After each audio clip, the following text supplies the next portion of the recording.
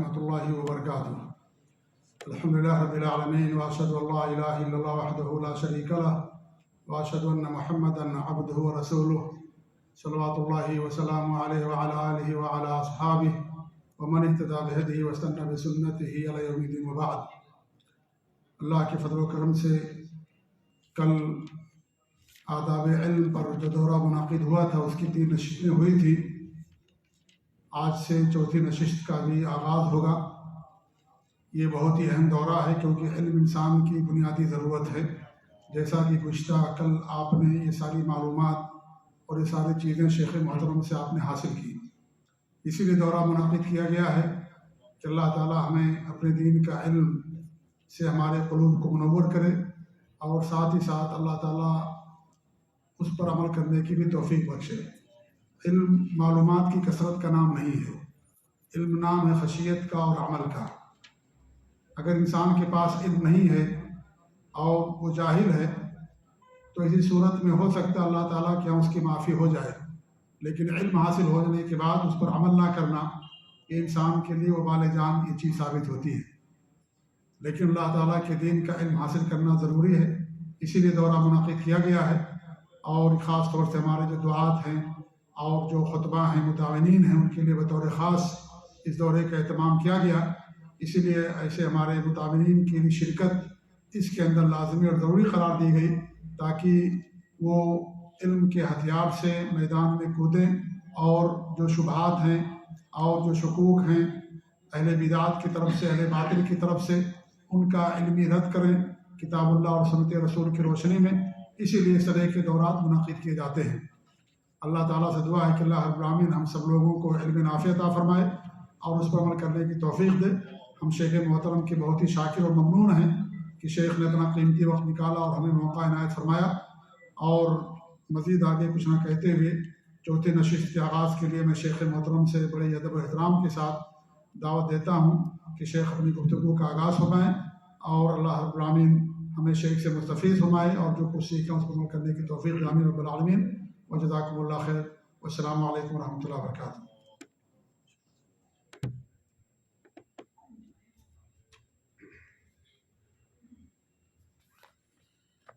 ان الحمد لله نحمده ونستعينه ونستغفره ونعوذ بالله من شرور انفسنا ومن سيئات اعمالنا، من يهده الله فلا مضل له ومن يضلل فلا هادي له، واشهد ان لا اله الا الله وحده لا شريك له، واشهد ان محمدا عبده ورسوله، اما بعد، فان خير الحديث كتاب الله وخير الهدي هدي محمد صلی اللہ علیہ وعلى آلہ وسلم، وشر الأمور محدثاتها وكل محدثة بدعة وكل بدعة ضلالة وكل ضلالة في النار۔ قال الله تبارك وتعالى وقل رب زدني علما۔ قابل احترام فضیلۃ الشیخ مختار احمد مدنی حفظہ اللہ، موقر اہل علم،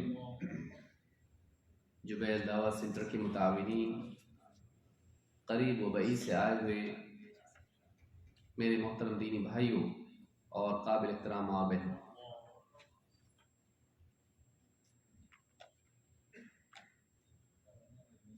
کل کے درس میں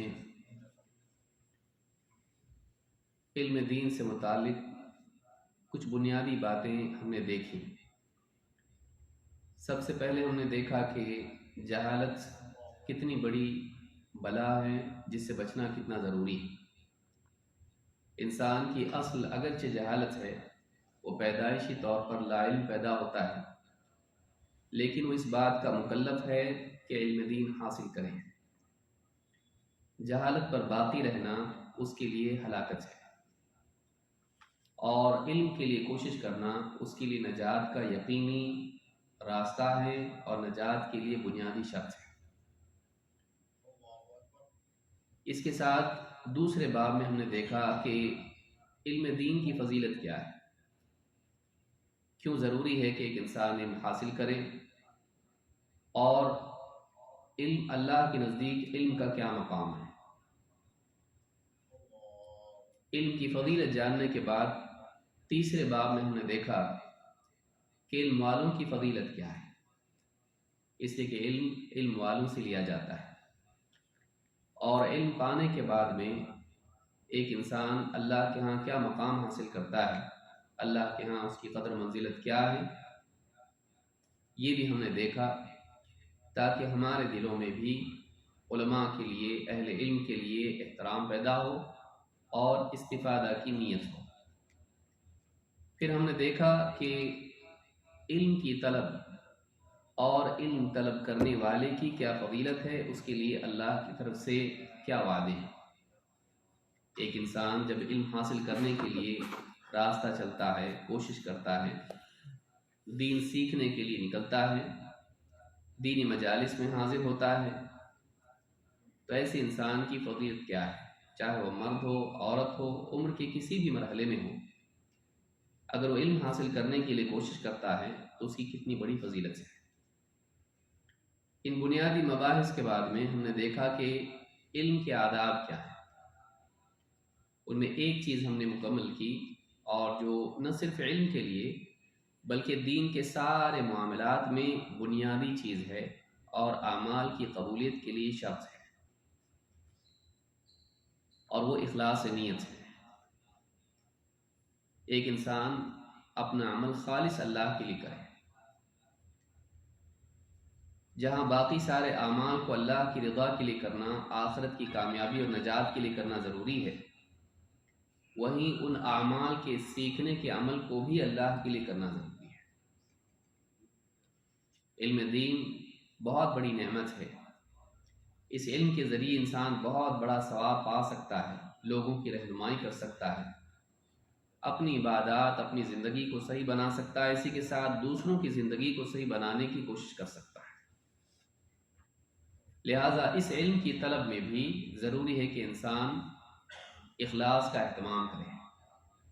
اخلاص یہ ہے کہ ایک انسان خالص اللہ کی خاطر کوئی عمل کرے، وہ اپنی نیت کو خالص کرے، اللہ کے سوا کسی اور کے لیے عمل نہ کرے، لوگوں کی تعریف کے لیے، دنیاوی مفاد کے لیے، شہرت، مقام، عہدہ، مادی منافع کے لیے علم حاصل نہ کرے،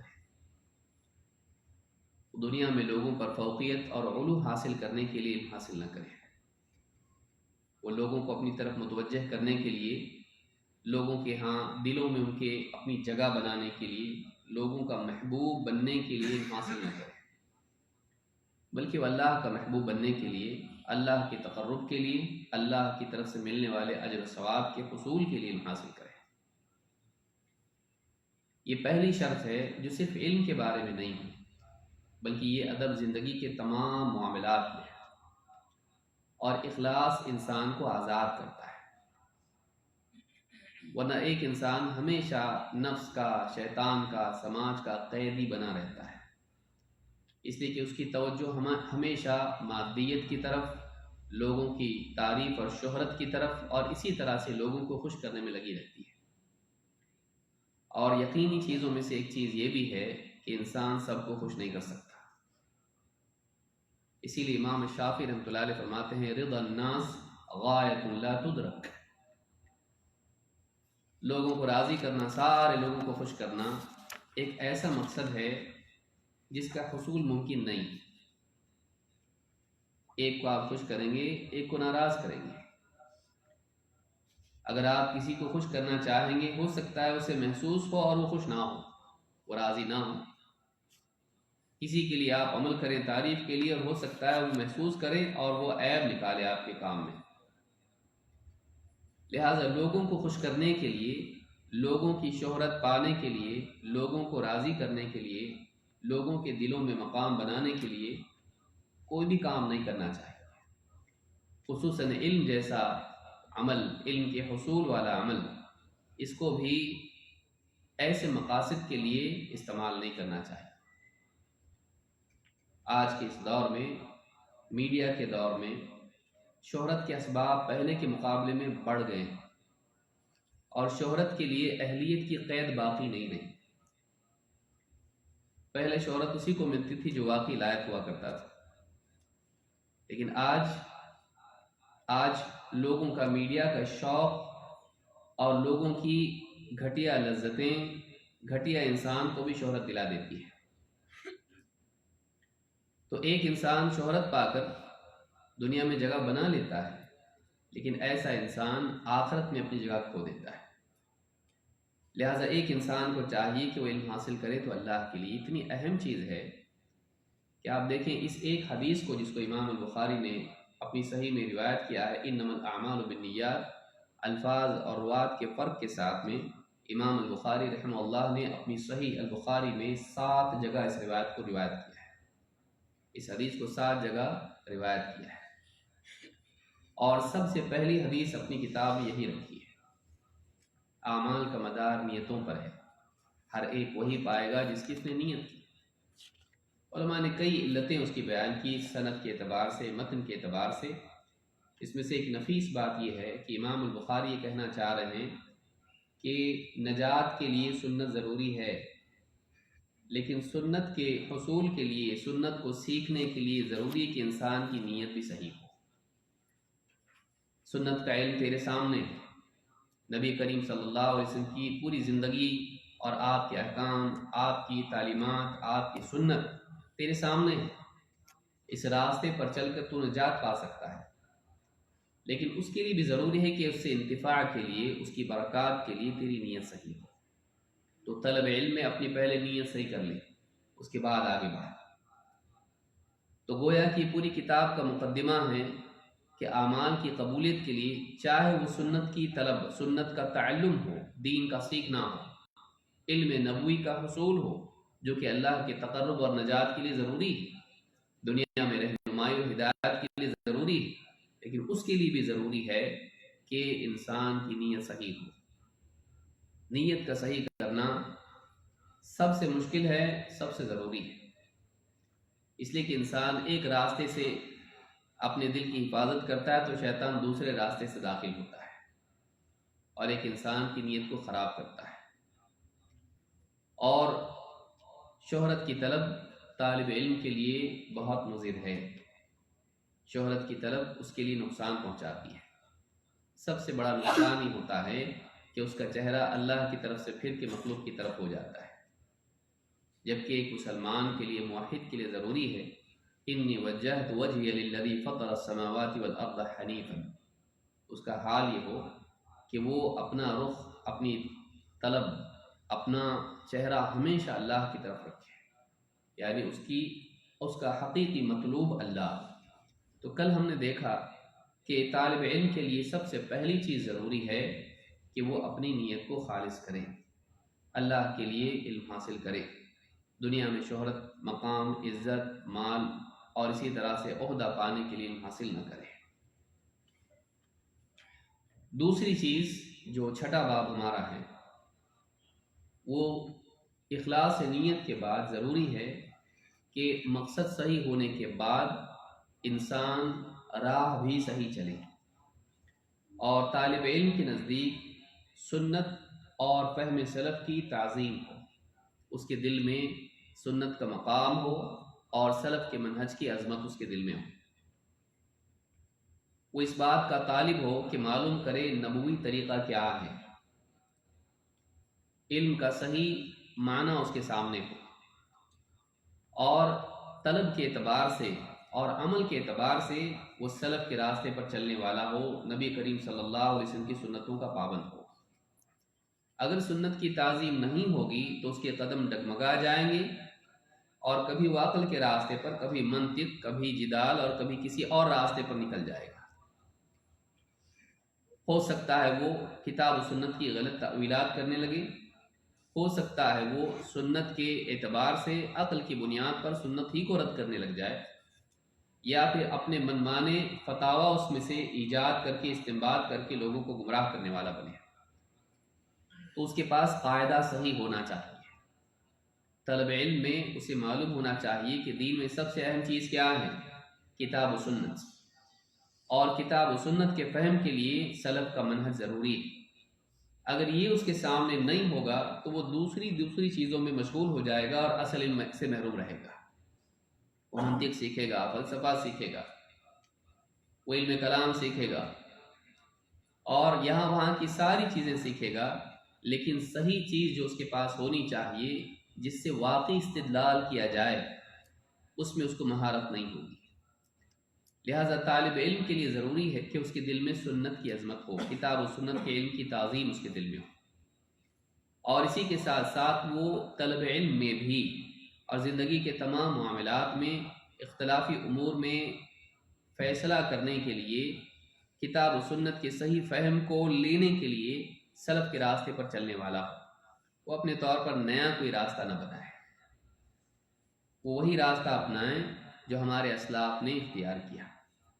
وہ دین میں کچھ نیا لانے کی کوشش نہ کرے، نئے طریقے سے کچھ حل کرنے کی کوشش نہ کرے، تو اس کے نزدیک کتاب و سنت کی تعظیم ہو اور سلف کے منہج کا التزام ہو۔ قرآن کریم میں اللہ تعالیٰ نے اس بات کو کئی مقامات پر بیان کیا ہے، ان میں سے ایک مقام ہے جس میں دونوں چیزوں کو اللہ نے جمع کیا ہے، اتباع اور طاعت۔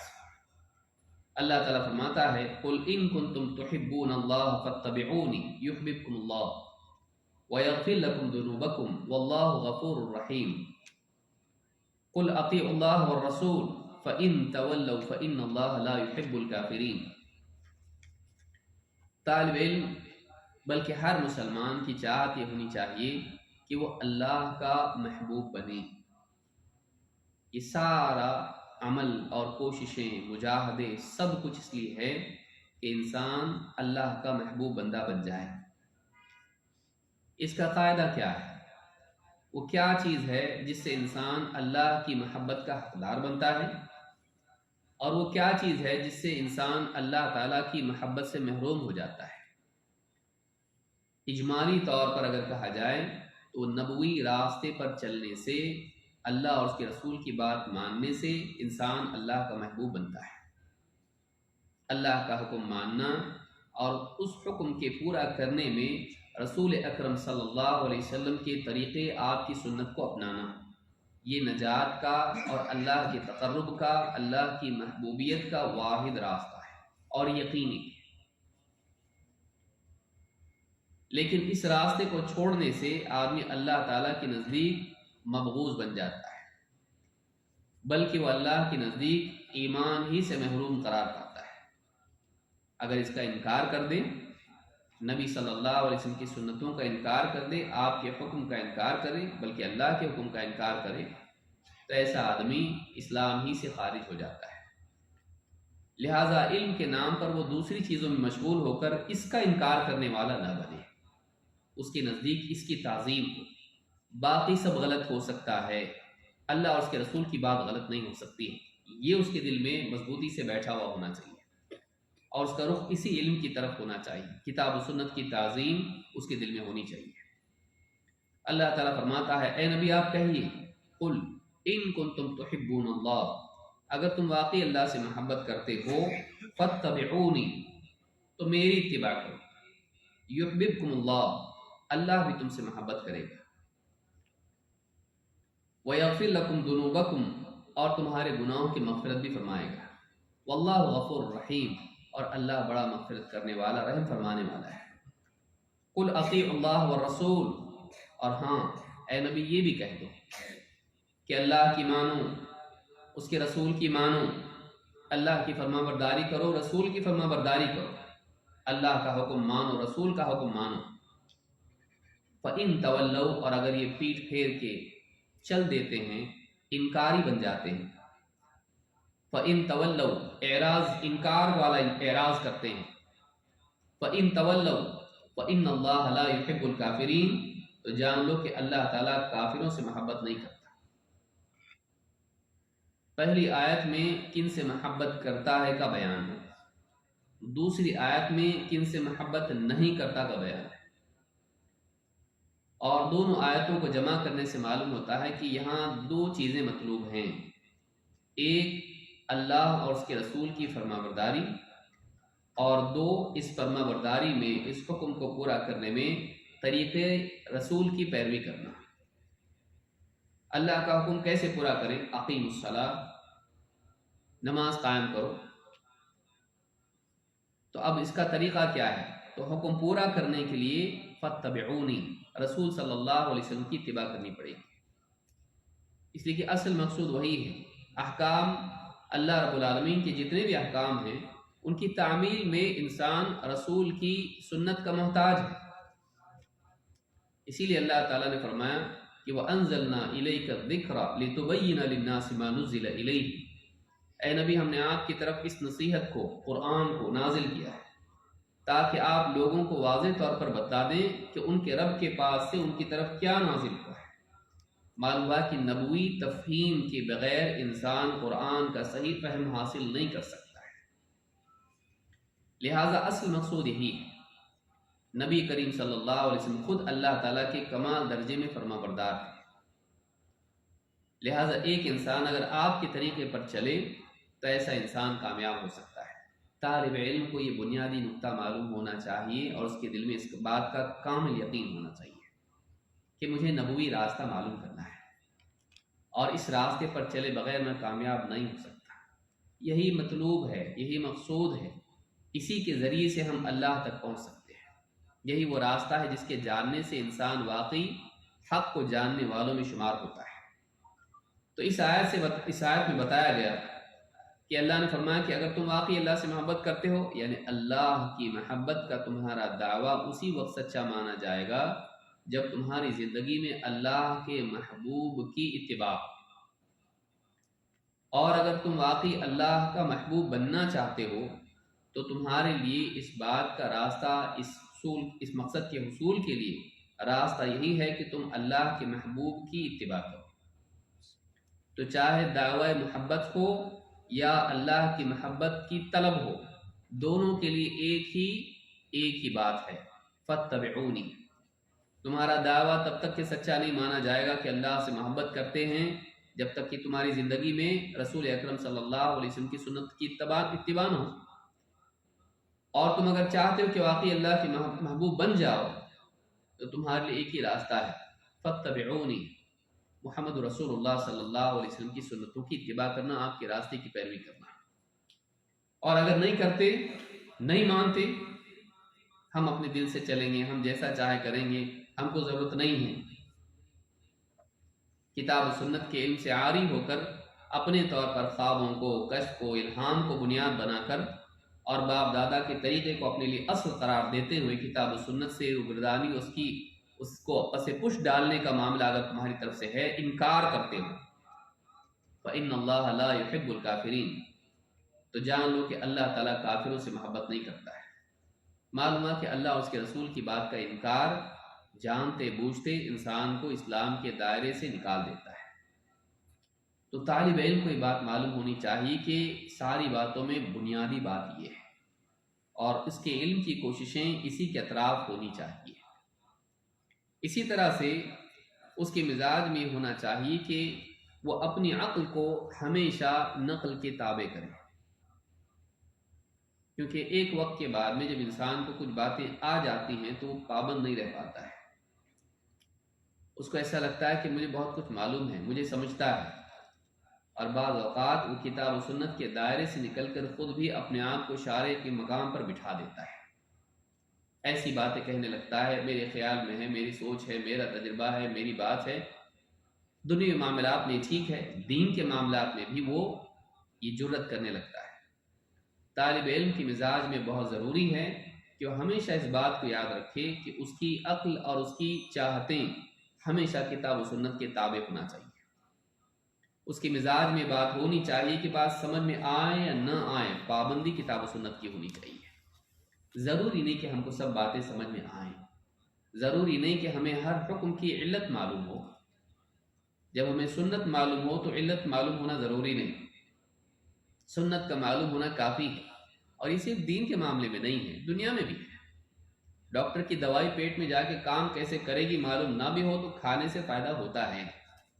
ڈاکٹر سے پوچھے تو کہتا آپ بس دوا کھاؤ، دوا کیسے کام کرتی ہے آپ کا کام نہیں، ہم کو معلوم ہے وہ کام کرے گی. جب ڈاکٹر کے معاملے میں یہ ہے تو نبی کریم صلی اللہ علیہ وسلم والے علم کے معاملے میں کیوں نہیں؟ جب اس پر اعتماد ہے تو یہاں کیوں نہیں؟ لہٰذا نبی صلی اللہ علیہ وسلم کی باتیں، آپ کے احکام، بعض اوقات کچھ لوگ اس میں علت معلوم نہ ہونے کی وجہ سے حکم کو کل عدم کر دیتے ہیں. سمجھ میں نہیں آ رہا ہے، عقل میں نہیں آ رہا ہے. طالب علم کا یہ مزاج نہیں ہونا چاہیے۔ اس کے دل میں بات ہمیشہ ہونی چاہیے کہ میری عقل ماتحت ہے سنت کے، نصوص اصل ہیں، اور میرا فہم خطا کر سکتا ہے، لیکن دلائل اپنی جگہ ہیں۔ قرآن کی بات ہے، اگر صحیح حدیث ہے، غلطی میرے فہم میں ہوگی، وہ اپنے فہم کو مقدم نہ رکھے دلائل پر، وہ اپنی سوچ کو اللہ اور اس کے رسول کی بات پر مقدم نہ رکھے۔ یہی بات ہم کو حضرت علی رضی اللہ تعالیٰ عنہ کے اس قول سے ملتی ہے۔ فرماتے ہیں لو کان الدین بالرأی لکان اسفل الخف اولا بالمسح من اعلیٰ، اگر دین کا مدار محض رائے پر ہوتا تو چمڑے کے موزوں کے اوپری حصے پر مسح کرنا وضو میں زیادہ بہتر قرار پاتا، اس میں یعنی نیچے حصے میں مسح کرنا زیادہ اولا ہوتا اوپر کے حصے میں مسح کرنے سے۔ وقد رأيت رسول اللہ صلی اللہ علیہ وسلم يمسح على ظاہر خفین، لیکن بات یہ ہے کہ میں نے اللہ کے رسول صلی اللہ علیہ وسلم کو دیکھا ہے کہ آپ موزوں پر، خفین پر اوپر کے حصے میں مسح کرتے تھے، یعنی اس طرح سے اوپر مسح کرتے تھے۔ تو اس سے معلوم ہوتا ہے کہ حضرت علی کہنا یہ چاہ رہے ہیں کہ اگر محض رائے پر بنیاد رکھتے ہوئے اگر طے کیا جاتا مسح کہاں ہونا چاہیے، تو کہنے والا عقل چلا کر کہہ سکتا تھا کہ نیچے کرنا چاہیے، اس لیے کہ نیچے مٹی لگتی ہے، دھول لگتی ہے، اس کو صاف کرنے کے لیے وہاں مسح کرو۔ لیکن نبی کریم صلی اللہ علیہ وسلم کو ہم نے جس طرح دیکھا ہے، چاہے عقل میں رائے کے مطابق وہ ہو یا نہ ہو، ہم اسی کے مطابق عمل کریں گے۔ تو کبھی انسان کی رائے اور سنت میں ٹکراؤ ہوتا ہے، اور بہت سے معاملات میں ہو سکتا ہے، اس لیے کہ انسان کی رائے اس کے ناقص علم کا نتیجہ ہوتی ہے، اس کا ثمرہ ہوتی ہے۔ جتنا علم آدمی کے پاس ہوگا اس کی رائے اسی سے پیدا ہوتی ہے۔ لہٰذا انسان اپنے علم پر دین احکام کا مدار نہ رکھے، بلکہ نصوص پر رکھے، اپنے تجربے پر، اپنی چاہت پر، اپنی سمجھ پر نہیں۔ اس کے نزدیک اللہ اور اس کے رسول کی بات اصل ہو اور اس کی رائے خطا ہو سکتی ہے، اس کی رائے اگر ٹکرائے کتاب و سنت سے، وہ اپنی رائے کو اصل قرار نہ دے بلکہ کتاب و سنت کو اصل قرار دے۔ یہ مزاج طالب علم میں ہونا ضروری ہے، ورنہ آگے کی ساری کوششیں اس کی غلط ہو جائیں۔ وہ تفسیر پڑھے گا، قرآن کی کچھ بھی تفسیر کرنے لگے گا اپنی عقل کی بنیاد پر، مفسرین کو کہے گا ان کو نہیں سمجھا، اصل معنی تو یہ ہے۔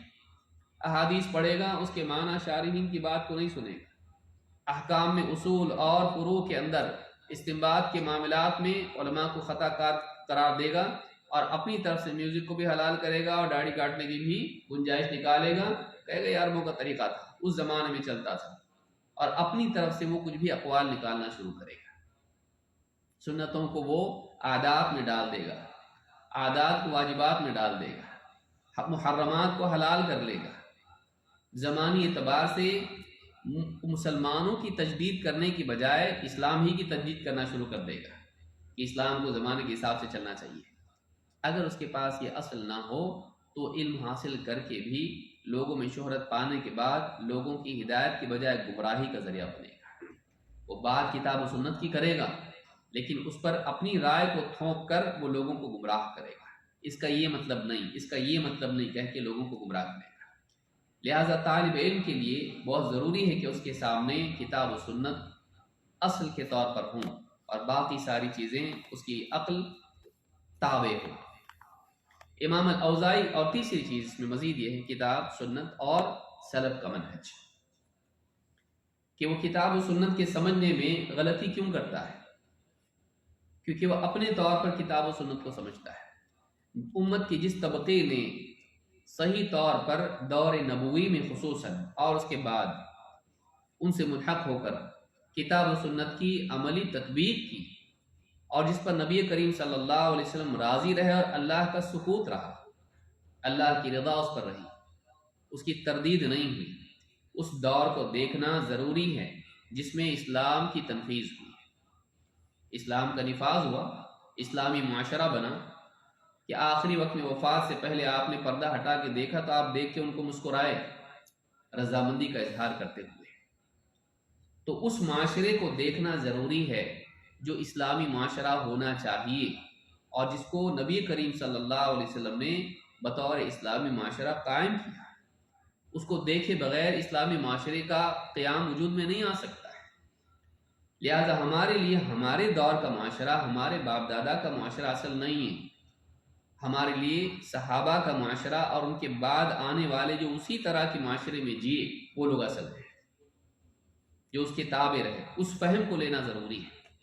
اسی لیے امام الاوزاعی رحمۃ اللہ علیہ فرماتے ہیں العلم ما جاء عن اصحاب محمد صلی اللہ علیہ وسلم وما لم يجئ عن واحد منهم فليس بعلم. علم تو وہی ہے جو محمد صلی اللہ علیہ وسلم کے صحابہ سے آیا ہے، اور جو ان کی طرف سے نہیں آیا وہ علم ہی نہیں ہے. جس علم کی بنا سلف کے فہم پر نہ ہو وہ علم نہیں ہے. لہذا دینی معاملات میں، علمی معاملات میں دیکھنا چاہیے کہ وہ کیا چیز ہے جو سلف کے ہاں معمول بھی تھی. اپنی طرف سے نیا کچھ نکالنا ٹھیک نہیں.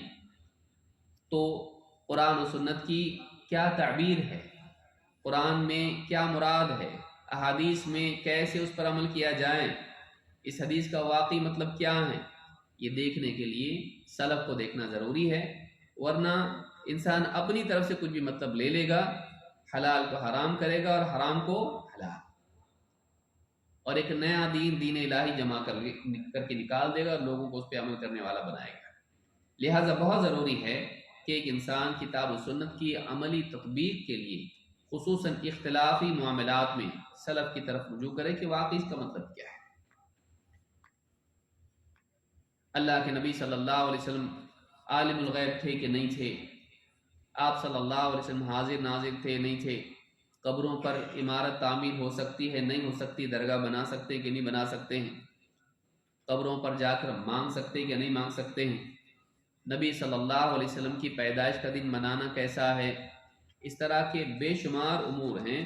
اگر آپ سلف کی زندگی دیکھیں بہت آسانی سے فیصلہ ہو سکتا ہے. لیکن بہت سے لوگ اس کو چھوڑ کے آیات اور احادیث کا تذکرہ کرتے ہیں، استدلال اسے کرتے ہیں، لیکن اپنے طور پر، لیکن اس کی نظیر صحابہ کی سلف کی زندگی میں نہیں ملتی ہے. تو یہی وہ خلل ہے جو علمی میدان میں آنے والوں کے لیے ہوتا ہے کہ وہ سلف کے منہج کو چھوڑ کے کتاب و سنت کی تأویل اور تعبیر اپنے طور پر کرتے ہیں، پھر کئی اعتبار سے انحرافات میں مبتلا ہو جاتے ہیں. کوئی اخوانیت کی طرف چلا گیا، حکومت الہیہ کے قیام کے بارے میں اپنا ایک فلسفہ پیش کر کے امت کے نوجوانوں کو حکومتوں سے لڑوا دیا، جیلوں میں پہنچا دیا، کئیوں کی زندگی تباہ ہو گئی، کریئر ختم ہو گئے. کوئی ہے جس نے صوفیت کی راہ پہ ڈال دیا، سب چھوڑ چھاڑ کے چلے جاؤ، خانقاہوں میں بیٹھو، اللہ اللہ کرتے رہو، حق کو بولتے رہو اور یہ سمجھتے رہو کہ ہم صحیح ہیں. پھر اتنا زیادہ آگے بڑھ جاؤ کہ اس کو فلسفہ بنا لو اور اپنے آپ کو قطرہ اور اللہ کو سمندر مان کے قطرے کو سمندر میں ملا کے سمندر بنا لو، اور نئے نئے بدعات، شرکیات اور اس طرح کے عقائد، وحدت الوجود جیسے عقائد ایجاد کر لو، ایک فلسفہ بنا لو، نجات کا ایک سسٹم بنا لو. یا اس طرح سے اور کئی گمراہیاں امت میں وجود میں آئیں. کیوں؟ اس لیے کہ بنیادی اس میں خلل یہ تھا کہ انہوں نے کتاب و سنت کے سمجھنے کے لیے سلف کو نہیں دیکھا کہ انہوں نے کیا اس کا معنی کیا. تو مختلف فرقے وجود میں آئے جنہوں نے اپنے اپنے طور پر عقائد اور احکام کے بارے میں باتیں کی جو غلط تھی اور گمراہی میں چلے گئے. خاص کر کے بگاڑ کے دور میں سلف کے منہج کو دیکھنا اور اس کے پابند ہونا ضروری ہے. اللہ کے نبی صلی اللہ علیہ وسلم نے ان دونوں چیزوں کو جمع کیا ہے، سنت اور منہج سلف. آپ نے فرمایا اوصیکم بتقوی اللہ، میں تمہیں وصیت کرتا ہوں اللہ سے ڈرنے کی، تقوی شعار بننے کی، والسمع والطاعة وإن عبدا حبشيا، اور حکم سننے اور ماننے کی، چاہے تم پر ایک حبشی غلام کو امیر بنایا جائے. فإنه من يعش منكم بعدي فسيرى اختلافا كثيرا، اس لیے کہ جو شخص میرے بعد جیے گا وہ بہت سا اختلاف دیکھے گا. فعليكم بسنتي وسنة الخلفاء المهديين الراشدين، تو تمہارے لیے ضروری ہے، لازم ہے میری سنت اور میرے خلفاء راشدین و مہدیین کی سنت کی پیروی. میرے ہدایت یافتہ خلفاء راشدین کے پیروی تمہارے لیے لازم ہے. تمسکوا بها وعضوا عليها بالنواجذ، اسے مضبوطی سے تھامے رکھو بلکہ ڈاڑھوں سے مضبوطی سے پکڑے رہو. وَإِيَّاكُمْ وَمُحْدَثَاتِ الْأُمُورِ، اور خبردار نئی نئی چیزوں سے بچتے رہو. فَإِنَّ كُلَّ مُحْدَثَةٍ بِدْعَةٍ وَكُلَّ بِدْعَةٍ ضَلَالَةٍ، اس لیے کہ ہر نئی چیز بدعت ہے اور ہر بدعت گمراہی. اس حدیث کو امام احمد، ابو داؤد، ترمذی، ابن ماجہ اور حاکم نے روایت کی اور یہ حدیث صحیح ہے. اس حدیث میں آپ دیکھیں اللہ کے نبی صلی اللہ علیہ وسلم نے سب سے پہلے تقوی کی وصیت کی. انشاءاللہ وصایا میں ہم اس کو بھی دیکھیں گے. سب سے پہلے تقوی کی وصیت کی، جو کہ اصل ہے انسان کے انحراف میں رکاوٹ ہے. اللہ کے خوف کے بغیر آدمی صراط مستقیم پر قائم نہیں رہ سکتا، اور اللہ کی ہدایت سے واقعی انتفاع ممکن نہیں. ہدی للمتقین، اللہ کی رہنمائی سن کے بھی فائدہ نہیں اٹھائے گا اگر تقوی نہ ہو تو. اگر انجام کا خوف نہ ہو تو راستے پر جمنا آسان نہیں ہوتا. والسمع والطاعة وإن عبدا حبشيا، اور چاہے تم پر ایک غلام کو امیر بنایا جائے جو حبشی ہو، اس کی سنو اور مانو. یعنی ماتحتی تمہارے اندر ہونی چاہیے، اپنے حاکم کی، اپنے امیر کی، اپنے سرپرست کی. اس لیے کہ تمہارے بعد کے دور میں فَإِنَّهُ مَن يَعِشْ مِنكُم بَعْدِي، جو میرے بعد جیے گا، فَسَيَرَى اخْتِلَافًا كَثِيرًا، بہت سا اختلاف دیکھے گا، دینی بھی سیاسی بھی. دینی اختلاف بھی اور سیاسی اختلاف بھی، یہ دو انحرافات ہیں جو امت کو نقصان پہنچانے والے ہیں. دینی اعتبار سے انحراف، عقائد کا، احکام کا، سماجی اعتبار سے، اسلامی اخلاق و آداب کے اعتبار سے. اور دوسرا جو ہے بگاڑ، یہ سیاسی اعتبار سے آئے گا. تو ایک انحراف آئے گا سیاسی اعتبار سے، ماتحتی سے نکل جانے اور بغاوت کرنے سے، اور دوسرا انحراف آئے گا رسول صلی اللہ علیہ وسلم کی سنت والے راستے کو چھوڑ کے خواہشات والے راستے پر چلنے سے. اور کبھی دونوں جمع بھی ہو سکتی ہے کہ خواہش پرستی بھی سنت سے خروج، اور اسی کے ساتھ ساتھ اپنے حاکم کی ماتحتی سے بھی خروج. یہ دونوں چیزیں امت کو نقصان پہنچانے والی. اس حدیث میں دونوں کو جمع کیا گیا. مزید تفصیل انشاءاللہ ہم اس کے مقام پر دیکھیں گے. کہا کہ میرے بعد جو جیے گا بہت سے اختلاف دیکھے گا، تو تمہارے لیے اس اختلاف کے دور میں کرنا کیا ہے؟ فَعَلَيْكُمْ بِسُنَّتِي وَسُنَّتِ الْخُلَفَاءِ الْمَهْدِيِّينَ الرَّاشِدِينَ. تو ایسے دور میں، کیونکہ فا یہاں تعقیب کے لیے ہے، اختلاف دیکھے گا تو اس میں کیا کرے، یہ بطور حل بیان کیا جا رہا ہے. اس اختلاف کے دور میں نجات کا راستہ کیا ہوگا؟ اپنی رائے سے، اپنی عقل سے کوئی راستہ طے کرے؟ نہیں. تمہارے لیے اس دور میں اس اختلاف سے بچنے کے لیے یا نکلنے کے لیے، نجات پانے کے لیے ضروری ہے کہ تم میری سنت اور میرے خلفائے راشدین جو ہدایت یافتہ ہیں، ہدایت کے بالمقابل ضلالہ ہے اور رشد کے بالمقابل غوایا ہے. ما ضل صاحبکم وما غوا، دو چیزیں اللہ نے جمع کی ہیں. ضلالہ بغیر علم کے اپنے طور پر فلسفوں کے پیچھے چلے جانا، اپنے طور پر صحیح غلط طے کر لینا، یہ ضلالہ ہے. یہی نصارہ کی غلطی تھی. ولا الضالین، علم نہیں تھا اور اپنے طور پر مجاہدی کیے، اور اللہ اور اس کے نبی اور رسول کی محبت میں، تعظیم میں اتنے آگے بڑھ گئے کہ ان کو اللہ کے برابر کر دیا بغیر علم کے عقیدہ و عمل. اور غوایا ہے کہ انسان کے پاس حق آئے لیکن پھر بھی وہ حق کی مخالفت کرے. ما ضل صاحبکم وما غوا، تمہارے جو صاحب ہیں محمد صلی اللہ علیہ وسلم، ایسا نہیں کہ ان کے پاس علم نہیں ہے اور اپنے طور پر کچھ بھی کر رہے ہیں. وما غوا، اور ایسا بھی نہیں ہے کہ اللہ کی طرف سے علم ہے لیکن خواہش پرست ہیں.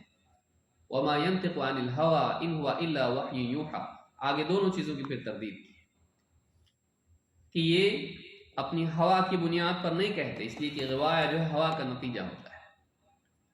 یہ علم آنے کے بعد بھی انسان خواہش پرست بنے، خواہش کے پیچھے چلے. وما ينطق عن الهوى، ان کا کلام ہوا کی بنا پر نہیں. ان هو الا وحی یوحى، ان کے پاس علم ہے، یہ ضلالہ میں نہیں ہے بلکہ ان کے پاس اللہ کی طرف سے وحی والا علم آیا ہے. تو خلفاء کے بارے میں دونوں باتیں کہی گئی. وہ ہدایت یافتہ ہیں اور خواہش پرست نہیں ہیں، وہ علم والے ہیں اور خواہش پر چلنے والے نہیں ہیں. تو کہا کہ وسنت الخلفاء المہدیین الراشدین، اس میں ان کے علم اور ان کے تقوی دونوں کی شہادت ہے نبی صلی اللہ علیہ وسلم کی طرف سے۔ ان کے اقدامات جہل یا خواہش کی بنا پر نہیں ہیں۔ فعلیکم بسنتی وسنت الخلفاء المہدیین الراشدین تمسکوا بها وعضوا علیہا بالنواجذ، اسے مضبوطی سے تھامے رکھو یہاں تک کہ ڈاڑوں سے پکڑ لو۔ یہ زیادہ تاکید کے طور پر ہے کہ اس کو چھوڑو مت، یعنی اسی میں تمہاری نجات ہے، یہ چھوٹ گیا تو تم ڈوب جاؤ گے، تم برباد ہو جاؤ گے۔ تو اختلاف کے دور میں نجات پانے کے لیے مسلمانوں کے لیے حل یہ ہے کہ وہ صرف سنت پر بھی قناعت نہ کریں، بلکہ سنت کے ساتھ ساتھ خلفائے راشدین کے طریقے کو اور ان کے طرز کو بھی اپنائیں، اس کو بھی سامنے رکھیں۔ وَإِيَّاكُمْ، اور اس کے بعد کیا ہے؟ وَإِيَّاكُمْ وَمُحْدَثَاتِ الْأُمُورِ، اور خبردار دین میں نکالی ہوئی نئی نئی چیزوں سے بچو۔ فَإِنَّ كُلَّ مُحْدَثَةٍ بِدْعَةٍ وَكُلَّ بِدْعَةٍ ضَلَالَةٍ، اس لیے کہ ہر نئی چیز بدعت ہے اور ہر بدعت گمراہی۔ تو اس سے معلوم ہوتا ہے کہ اللہ کا تقوی، اسی طرح سے حکمران کی طاعت، اسی طرح سے دینی معاملات میں بلکہ تمام معاملات میں نبی صلی اللہ علیہ وسلم کی سنت کی پابندی، خصوصاً اختلاف کے دور میں، اور اسی طرح سے سلف کا منہج اور بدعتوں سے بچنا، یہ انسان کے لیے نجات کا قاعدہ ہے۔ اس حدیث میں بتایا گیا ہے کہ اختلاف کے دور میں سنت اور خلفائے راشدین کا طرز عمل، صحابہ کا سلف کا طرز عمل، خصوصاً جو متقدمین ہیں ان میں سے، ان کے طرز عمل کو دیکھنا یہ نجات کے لیے ضروری ہے۔ طالب علم کو یہ معلوم ہونا چاہیے، طالب علم کو یہ معلوم ہونا چاہیے کہ واقعی گمراہی سے بچنے کے لیے کیا کرنا چاہیے۔ اس لیے کہ آخر میں کیا کہا؟ فَإِنَّ كُلَّ مُحْدَثَةٍ بِدْعَةٍ وَكُلَّ بِدْعَةٍ ضَلَالَةٍ، تو گمراہی سے بچنے کے لیے ضروری ہے کہ تقوی ہو، سنت ہو، سلف کا فہم ہو اور بدعات سے اجتناب ہو۔ اگر یہ نہیں ہوگا تو آدمی گمراہ ہو جائے گا۔ قرآن کریم میں اللہ تعالیٰ نے نبی کریم صلی اللہ علیہ وسلم اور سلف کے راستے کی پیروی سے روگردانی کے بارے میں بتایا کہ ایسا آدمی ہلاک ہونے والا ہے۔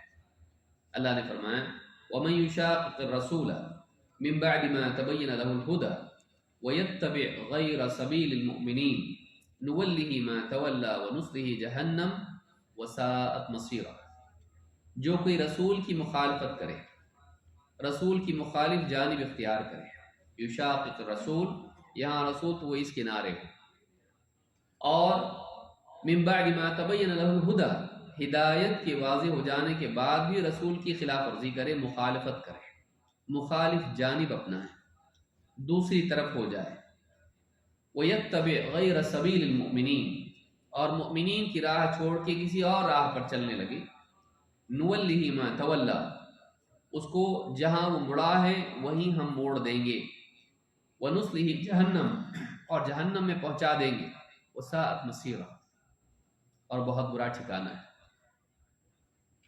دو غلطیاں اور دو سزائیں۔ غلطی ایک، پہلی غلطی کیا ہے؟ حق کے واضح ہونے کے بعد رسول کی مخالفت، رسول کے حکم کی، رسول کی سنت کی مخالفت، اور دوسرے مؤمنین کا راستہ چھوڑ کے کوئی اور راہ چلنا۔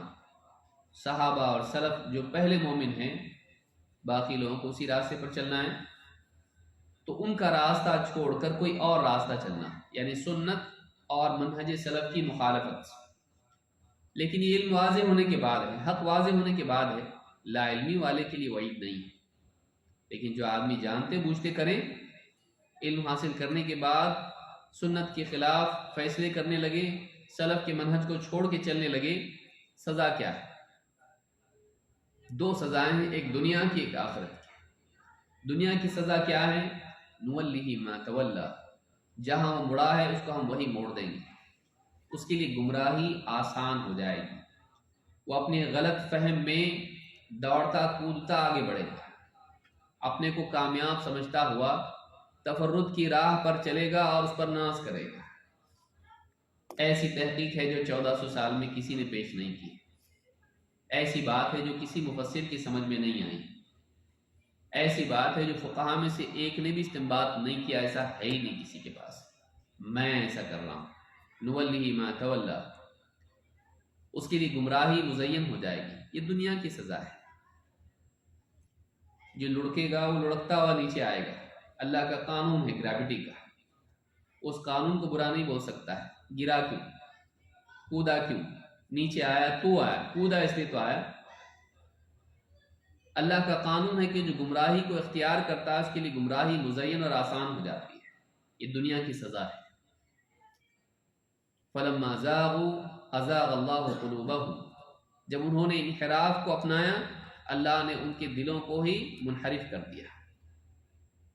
تو معلوم ہے کہ انحراف کو اپنانا اس انحراف میں اضافے ہی کا ذریعہ بنتا ہے، الا یہ کہ اللہ بچا لے۔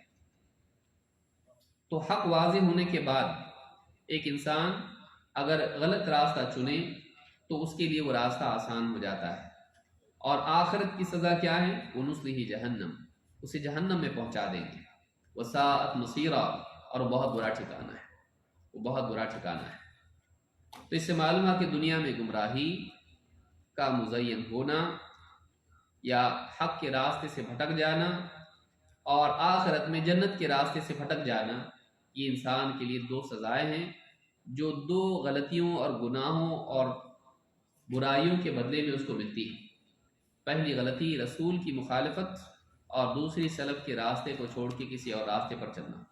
تو معلوم ہے کہ یہ معمولی چیز نہیں ہے، جس پر دنیا میں گمراہی کی سزا ملے اور آخرت میں جہنم کی سزا ملے، جنت سے محرومی کی سزا ملے، یہ کوئی معمولی چیز نہیں ہو سکتی ہے۔ تو یہاں پر ایک ہی چیز آدمی کے لیے بربادی کے لیے کافی تھی، رسول کی مخالفت کرنا، لیکن اللہ نے ایک اور چیز اس میں جوڑ دی کہ وہ مؤمنین کے راستے کو چھوڑ کے کسی اور راستے پر چلے۔ معلوم ہے کہ یہ بھی ویسا ہی جرم ہے، اور سنت کو جاننے کے بعد بھی آدمی اس سے محروم ہوتا ہے بعض اوقات، جب اس کی عملی تطبیق نہیں جانتا اور اپنے طور پر اس پر عمل کرنے لگ جاتا ہے۔ لہذا سلف کے منہج کو دیکھنا ضروری ہے۔ تو طالب علم کو یہ بات معلوم ہونی چاہیے۔ اسی آیت کی تفسیر اگر دیکھی جائے تو حدیث سے ہوتی ہے۔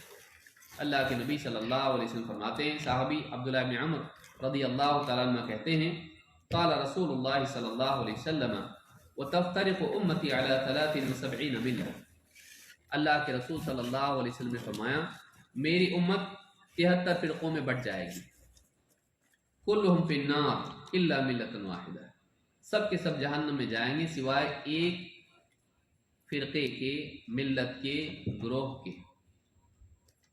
قالوا ومن ہی یا رسول اللہ، صحابہ نے پوچھا اللہ کے رسول وہ کون ہوں گے، یعنی وہ ایک فرقہ، ایک ملت، ایک جماعت کون سی ہوگی؟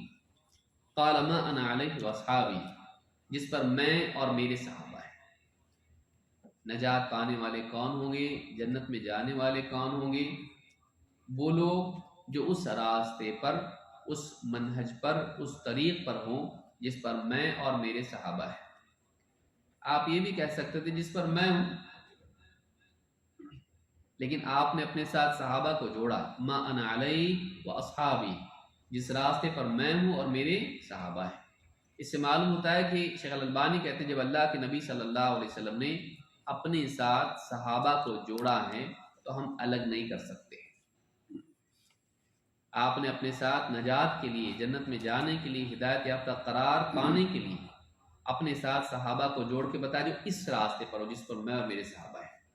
جبکہ کفایت اس میں بھی تھی کہ آپ اپنا ذکر کرتے ہیں، لیکن آپ کی سنت کی تطبیق کے لیے، اس کے صحیح فہم کے لیے، صحابہ کے فہم اور صحابہ کی عملی تطبیق کو، پریکٹیکل اپلیکیشن جس کو آپ کہتے ہیں، کیسے عمل کیا، دیکھنے کے لیے صحابہ کو دیکھنا ضروری ہے کہ وہ ان باتوں کو کیسا مانتے تھے، وہ ان عقائد کو کیسے سمجھتے تھے، وہ ان احکام پر کیسے عمل کرتے تھے، ان کے اصول کیا تھے۔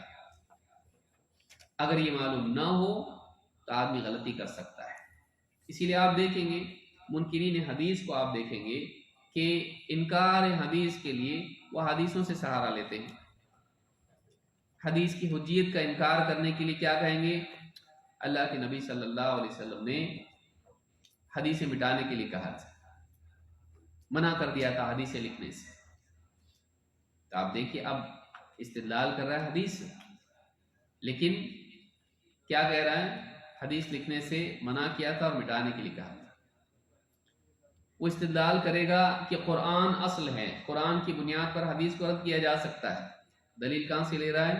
حضرت عائشہ نے کہا اللہ کے رسول کیا بات ہے کہ آپ نے جب کہا من حوسب عذب، جس کا محاسبہ ہوگا وہ عذاب دیا جائے گا، کہا کہ اللہ کے رسول ایسا نہیں کہ اللہ نے فرمایا فسوف یحاسب حسابا یسیرا، بعض بندے ایسے بھی ہوں گے جن کا نام اعمال دائیں ہاتھ میں دیا جائے تو ان کا آسان حساب لیا جائے گا۔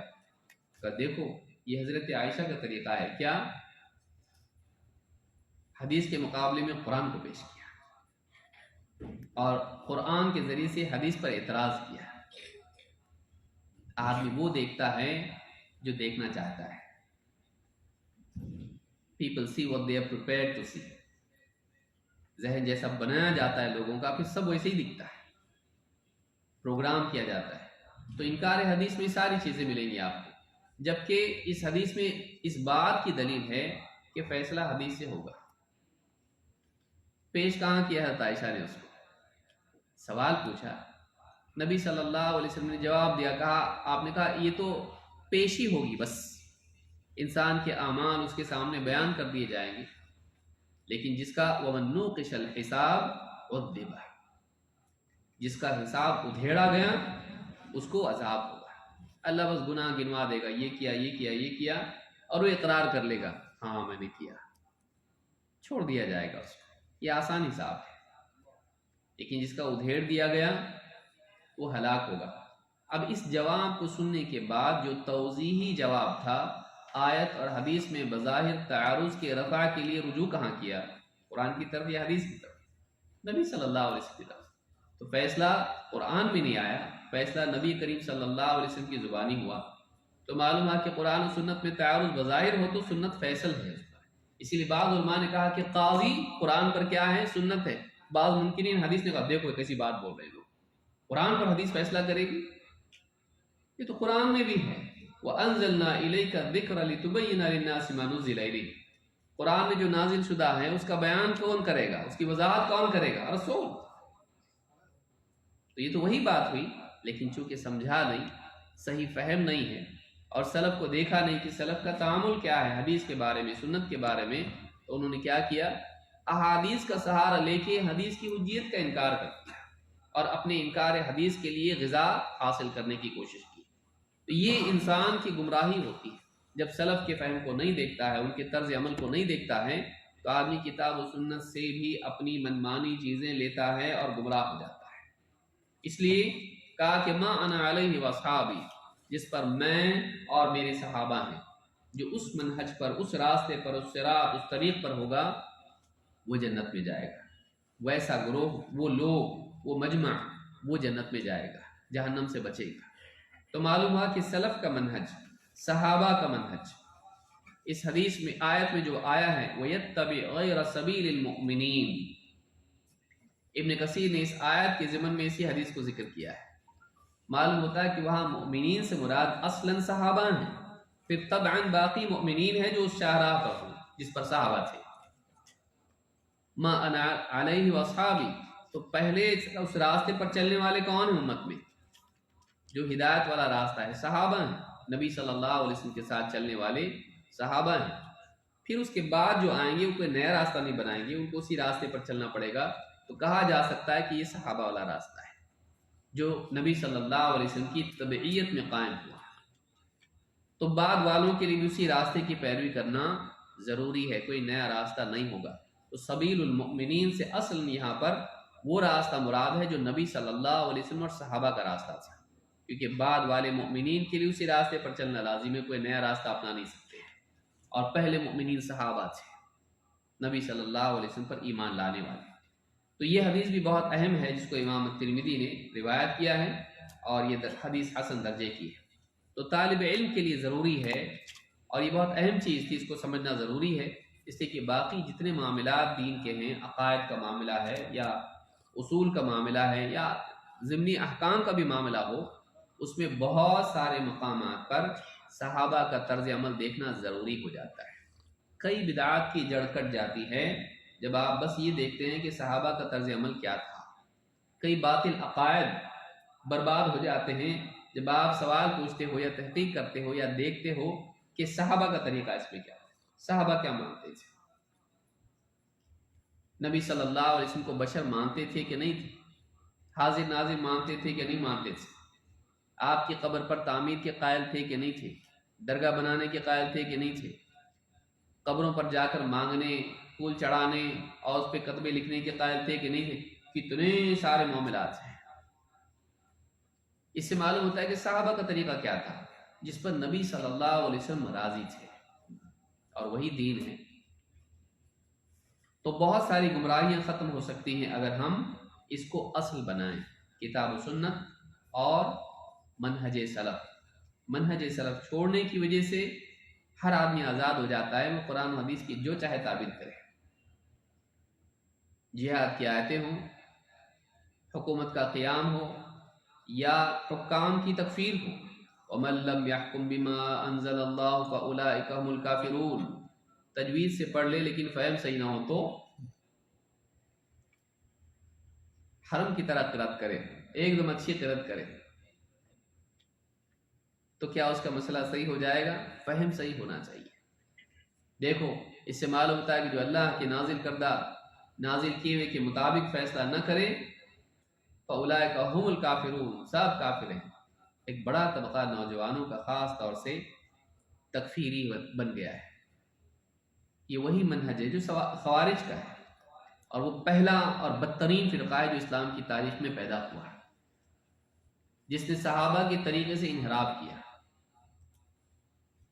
اور ابن عباس رضی اللہ تعالیٰ عنہ جو فقیہ امت، جن کے بارے میں خود نبی صلی اللہ علیہ وسلم کی دعا تھی، اللہم فقہہ فی الدین وعلمہ التأویل، اے اللہ اس کو دین کا تفقہ دے اور تأویل کا علم دے، قرآن کی تفسیر کا علم دے۔ وہ ان کے پاس گئے تو ان سے سوال انہوں نے کیا پوچھا، تمہارے پاس کوئی ایسا ہے جو نبی صلی اللہ علیہ وسلم کے صحابہ میں سے ہو؟ عجیب بات ہے کہ دیکھیں، صحابہ میں سے کوئی بھی خوارج کے ساتھ نہیں تھا، صحابہ میں بھی اختلافات تھے، یہ خارجیوں میں کوئی نہیں تھا، وجہ سے خوارج میں صحابہ کی طرف سے کوئی نہیں گیا۔ ابن عباس نے جا کے پوچھا کہ میں ان لوگوں کا نمائندہ بن کے آیا ہوں جن کے سامنے قرآن نازل ہوا، نبی صلی اللہ علیہ وسلم کے صحابہ، تمہارے پاس کوئی ایسا ہے جو ان میں سے ہو جس کے سامنے قرآن نازل ہوا ہو؟ ان کے پاس ایسا کوئی نہیں تھا۔ ابن عباس کا استدلال اس میں تھا کہ قرآن جس کے سامنے نازل ہوا وہ جانتے اس کے معنی کو یا تم جانتے ہو؟ اور ان کی آیت کیا تھی؟ مرکزی آیت وَمَن لَّمْ يَحْكُم بِمَا أَنزَلَ اللَّهُ فَأُولَٰئِكَ هُمُ الْكَافِرُونَ إِنِ الْحُكْمُ إِلَّا لِلَّهِ۔ تو حضرت علی نے جو تحکیم کے اوپر رضامندی کا اظہار کیا، یہ بھی کافر ہو گئے، وہ بھی کافر ہو گئے، انہوں نے تکفیر کی۔ اور آج بھی ایک طبقہ ہے جو واٹس ایپ کے گروپوں میں آپ کو جہاد کرتا ہوا ملے گا، علمی جہاد، یہ کافر، وہ کافر، وہ کافر، جتنے حکام ہیں کافر اور علماء بھی کافر۔ سمجھا نہیں۔ اگر ابن عباس رضی اللہ تعالیٰ عنہ ہی کی تفسیر دیکھتے تو سمجھ میں آتا کہ یہ وہ کفر نہیں ہے، کفر دون کفر، کئی سندوں سے آیا ہے، اور اس کو مختلف الفاظ میں امام ابن جریر الطبری نے صحیح سندوں سے روایت کیا ہے۔ یہ وہ کفر نہیں جو اسلام سے خارج کرتے ہیں، ورنہ اور بھی کئی حدیثیں ہیں، اب یہ تفصیل اس میں نہیں جاؤں گا میں، لیکن یہاں بہت اہم مسئلہ ہے، اس دور کا بہت اہم مسئلہ ہے۔ ایک بڑا طبقہ مسلمان نوجوانوں میں سے اس راستے پر نکل گیا کہ انہوں نے دیکھا نہیں سلف کا منہج کیا ہے، اور اسی راستے پر چلے گئے جس پر خوارج تھے۔ تکفیر، نہ صرف حکام کی تکفیر بلکہ علماء کی بھی تکفیر، کیونکہ علماء ان کے ماتحت ہیں، تو کہا یہ بھی ان کے خریدے ہوئے ہیں، یہ بھی ڈرپوک ہیں، یہ بھی بزدل ہیں، یہ بھی حق کو چھپانے والے ہیں۔ تو انہوں نے کیا کیا؟ علماء ہی کی تحقیر کر کے بلکہ تکفیر کرتی، حکام کی بھی تکفیر کرتی۔ صحیح فہم نہیں، سلف کا فہم بہت ضروری ہے، سلف کا فہم بہت ضروری ہے۔ اگر نہیں ہو، اسی لیے ابن عباس نے جا کے کہا ٹھیک ہے، اگر ایسا معاملہ ہے تو قرآن میں اللہ تعالیٰ نے کیا فرمایا کہ حکم من اہلہ و حکم من اہلہا، بیوی شوہر کا اختلاف ہو، حل نہیں ہو پائے تو کیا کرو؟ یہاں سے ایک حکم لو، یہاں سے ایک حکم لو۔ شوہر کے خاندان سے ایک سمجھدار ذمہ دار آدمی، بیوی کے خاندان سے ایک سمجھدار ذمہ دار آدمی، دونوں کو لو، دونوں بیٹھے فیصلہ کریں۔ کہا کہ دو بیوی شوہر کا معاملہ ہے، اتنا بڑا فساد اس میں نہیں ہے، اس میں حکم اللہ نے بنانے کے لیے کہا۔ امت کے دو طبقات میں اتنا بڑا اختلاف ہے، اس کے حل کے لیے نہیں ہو سکتا۔ یہ ابن عباس کا فہم ہے، یہ سلف کا فہم ہے کہ یہاں مضرت، یہاں فساد، یہاں بگاڑ، یہاں وہ نقصان نہیں ہے۔ ایک فیملی بس بیوی شوہر کا معاملہ ہے، اس میں جب حکم بنا سکتے ہیں۔ اب تم کہتے ہو نا کہ اللہ کے سوا کوئی حکم نہیں ہو سکتا ہے، اللہ نے دونوں کا حکم بنانے کے لیے کہا، یہاں سے ایک حکم وہاں سے ایک حکم، تو انہوں نے کیا غلط کیا؟ اگر یہاں چھوٹے سے معاملے میں اگر وہ جائز ہے تو من باب اولا وہاں جائز ہوتا ہے۔ یہ فہم ان کے پاس نہیں تھا، ان کے پاس کیا تھا؟ خالی ان الحکم الا للہ آیت ان کے پاس بھی تھی۔ اس لیے اہل باطل کے پاس کچھ بھی ایسا نہیں ہوتا ہے، ہوتا ہے لیکن ان کا مسئلہ یہ ہوتا ہے کہ اس کو سمجھتے نہیں ہیں۔ اصل خلل فہم میں ہوتا ہے، دلیل میں نہیں، استدلال میں ہوتا ہے، اس کو یاد رکھیں۔ دلیل تو ان کے پاس بھی ہوتی ہے، اب جتنے فرقے ہیں آپ دیکھیں دلیل ان کے پاس ہوگی، ان کا استدلال غلط ہوگا۔ تو کس طرح سے اس سے معنی اخذ کر رہے ہیں اور کیسے اس پر عمل کر رہے ہیں، یہ تو اصل مصیبت کی جڑ ہے کہ وہ غلط ہوتا ہے۔ لہٰذا اس سے بچنے کے لیے ضروری ہے کہ سلف کے منہج کو ہم مقدم رکھیں۔ طالب علم کو یہ بات معلوم ہونی چاہیے اور اس کی زندگی بھر اس کا التزام اس کی زندگی میں ہونا چاہیے۔ تو یہ بہت اہم ہے، سنت کی تعظیم اور سلف کے منہج کا التزام و اہتمام۔ باب نمبر 7، ظاہر و باطن کی پاکیزگی۔ طالب علم کے لیے یہ بھی ضروری ہے، ایک ادب یہ بھی ہے کہ ظاہر و باطن کی پاکیزگی کا وہ اہتمام کرے، انتظام کرے، خصوصاً باطن کی پاکیزگی، اس لیے کہ علم کا برتن دل ہے اور دل کا پاک صاف ہونا ضروری ہے۔ آپ اگر کسی برتن میں پانی بھی پیتے ہیں تو اس کو دھو کے کھنگال کے پیتے ہیں تاکہ وہ صاف برتن رہے، اور اس میں پانی ڈالا جائے تو پانی خراب نہ ہو۔ دل میں علم رہتا ہے، ایمان ہوتا ہے، تقوی اسی دل میں ہوتا ہے، یقین اسی دل میں ہوتا ہے، توکل اسی دل میں ہوتا ہے، خشوع اور خشیت اس دل میں ہوتی ہے۔ لیکن اگر یہ نہ ہو اور دل میں خرابی ہو، بگاڑ ہو، معصیت کی محبت ہو اور طاعت سے بیزاری ہو، یقین کی کمی ہو، گناہوں کا شوق ہو، اپنی چاہتوں کو اللہ کی چاہت پر ترجیح دینے کا معاملہ ہو، تو ایسے دل میں علم جا کر وہ علم بھی مکر کی صورت اختیار کر لیتا ہے، جیسا کہ یہود کا معاملہ تھا۔ وَمَكَرُوا وَمَكَرَ اللَّهُ، ان کی ساری صلاحیتیں چالاکیاں بن گئی۔ نبی کے خلاف مکر کرنا یا اللہ کے احکام میں حیلے تراشنا، تو یہ جو سارا معاملہ، یا پھر اگر بہت زیادہ کچھ معاملہ بڑھ جائے تو اللہ کے دین ہی میں تحریف کر دینا۔ یحرفون الکلم عن مواضعہ، کلمات کو ان کے مناسب مقام سے ہٹا دیتے ہیں، بات کو بدل کے کچھ کا کچھ کر دیتے ہیں۔ تو اس کے لیے ضروری کہ دل پاک ہو، اپنے دل کی اصلاح ہو۔ جس دل میں علم جمع ہونے والا ہے وہ دل صحیح ہونا چاہیے، خصوصاً معصیت سے دل کو پاک کیا جائے توبہ کے ذریعے سے، گناہوں کے اثرات سے دل کو دھویا جائے، جیسے آدمی کپڑوں کو دھوتا ہے۔ بھئی آپ چائے پی رہے تھے، چائے پیتے پیتے کپڑے پر چائے گر گئی، کیا کرتے آپ؟ کچھ نہیں ہوتا، نہیں کرتے کبھی ایسے، فوراً کیا ڈھونڈتے ہیں؟ پانی، اس کو دھوتے ہیں۔ کیوں؟ دھبا پرماننٹ نہ ہو جائے۔ جلدی کیوں دھوتا آدمی؟ بعد میں دیکھیں گے، نہیں، یہ دھبا بیٹھ جائے گا، جوس گر گیا، دھبا بیٹھ جائے گا، نکلے گا نہیں، کپڑا خراب ہوگا، کپڑا خراب ہوگا، اور رنگ کا دھبا کیا ہوگا؟ نجاست ہے نہیں۔ لیکن آدمی اس کی فکر کرتا ہے، اس کے دھونے کی، کپڑے کو پاک کرنے کی، لباس خراب ہو جائے گا۔ دل کا خیال لباس سے زیادہ ہونا چاہیے۔ وَلِبَاسُ التَّقْوَى ذَلِكَ خَيْرٌ، تقوی دل میں ہوتا ہے۔ دل تقوی سے عاری ہو جائے اور دل خراب ہو جائے اس کی فکر آدمی کو زیادہ ہونی چاہیے۔ لہذا انسان اپنے دل کو پاک کرے۔ اللہ کے نبی صلی اللہ علیہ وسلم فرماتے ہیں ان المؤمن اذا اذنب كانت نقطة سوداء۔ اس آیت میں ایک بہت بڑا نقطہ آخر میں ہم دیکھیں گے اس کو۔ ان المؤمن اذا اذنب كانت نقطة سوداء، جب ایک مومن گناہ کرتا ہے تو اس کے دل پر ایک کالا دھبا لگ جاتا ہے۔ نکتت اذنب كانت نقطة سوداء في قلبه، اس کے دل پر ایک کالا دھبا لگ جاتا ہے۔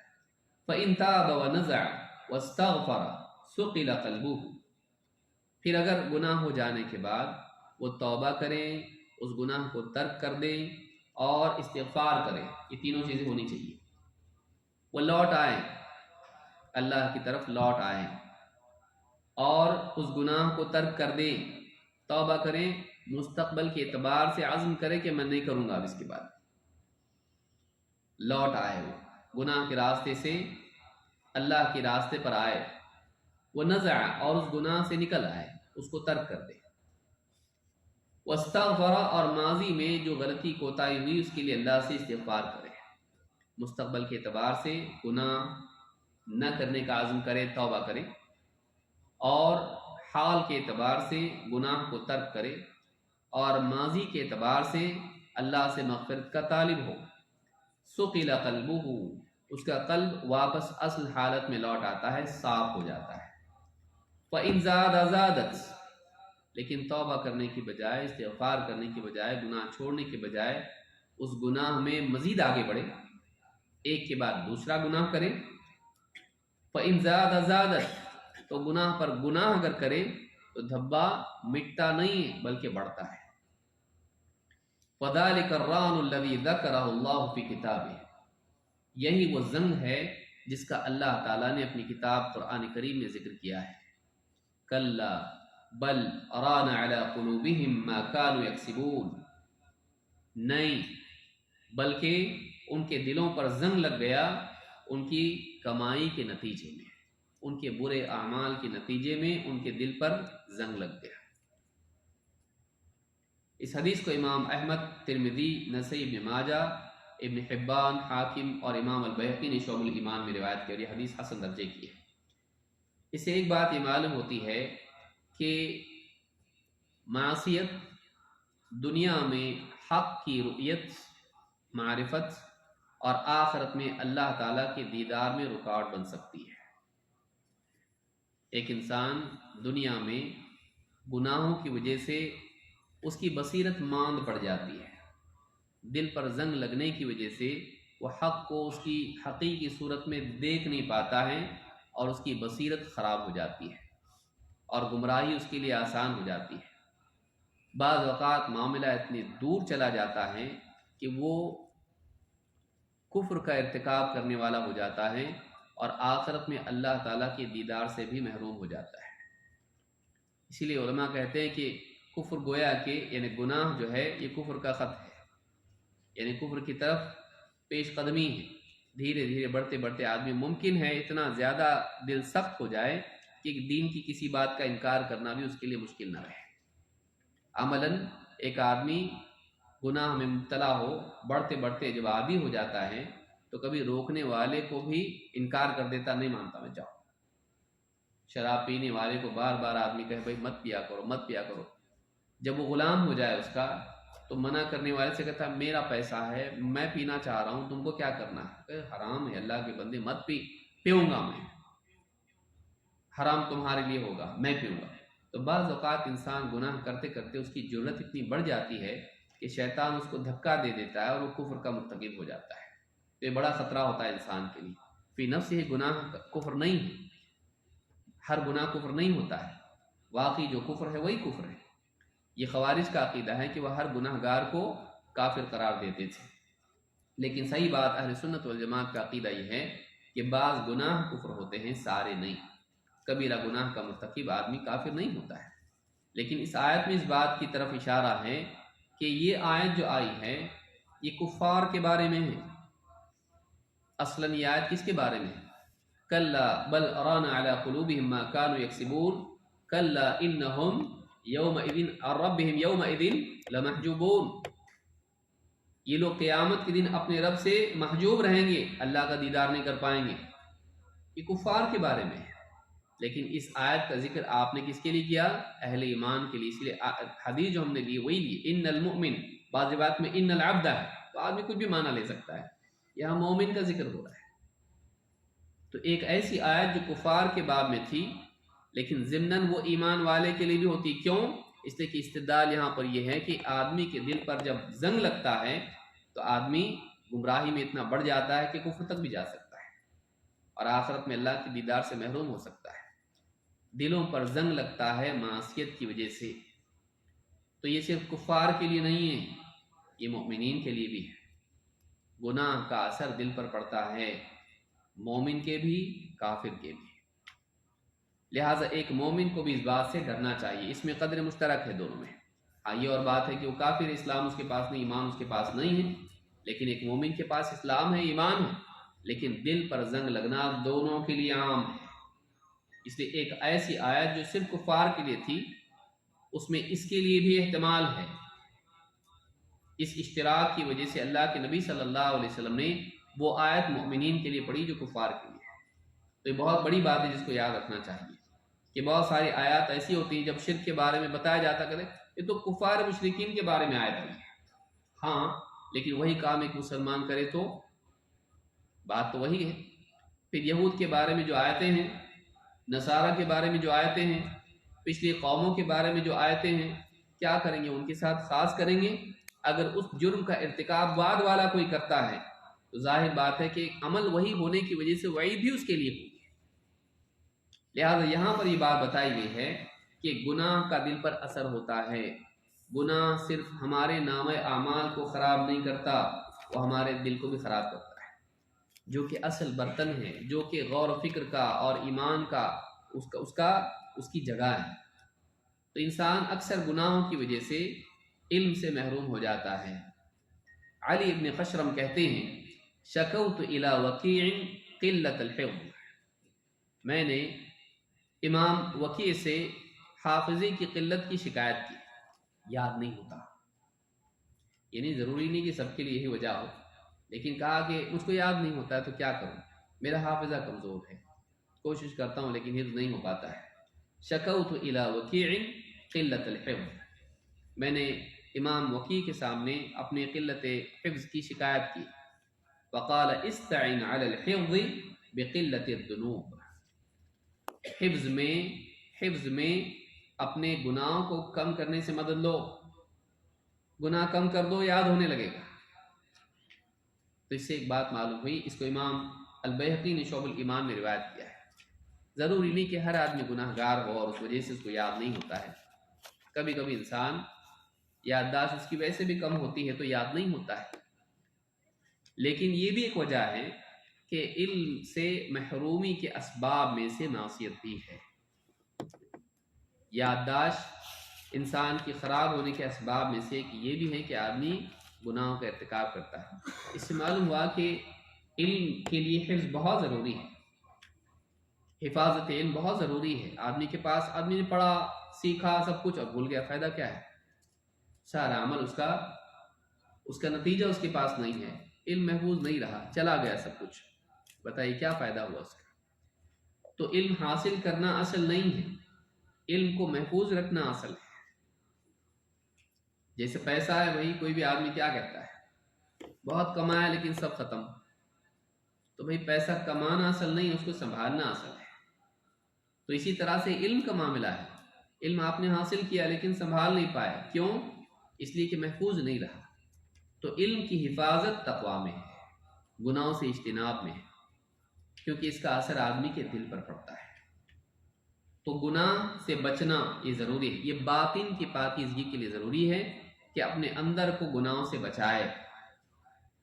इसीलिए अल्लाह ताला ने कुरान करीम में फरमाया, इन्नल्लाह युहिब्बुत तव्वाबीन व युहिब्बुल मुतत्तहिरीन, अल्लाह ताला मोहब्बत करता है खूब खूब तौबा करने वालों से और पाक साफ रहने वालों से। एक आदमी अगर गुनाह हुए भी हैं उससे, माजी की ज़िंदगी ख़राब थी, पापी है, बहुत गुनाह हुए उससे, गलतियाँ हुई, होती रहती हैं, اگر وہ چاہتا ہے کہ علم حاصل کرے اسے پھر اس کا تدارک بھی کرنا چاہیے، اللہ سے سچی پکی توبہ بھی کرنا چاہیے۔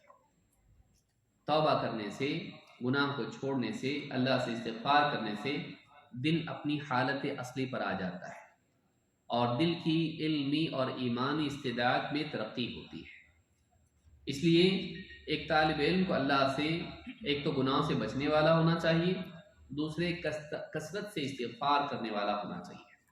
خود رسول اکرم صلی اللہ علیہ وسلم کو آپ دیکھیں، آپ ایک دن میں 70 سے زیادہ مرتبہ استغفار کرتے تھے، جبکہ نبی گناہگار نہیں ہوتے، وہ لوگوں کے لیے تقویٰ اور یعنی گناہوں سے بچنے کا نمونہ ہوتے ہیں۔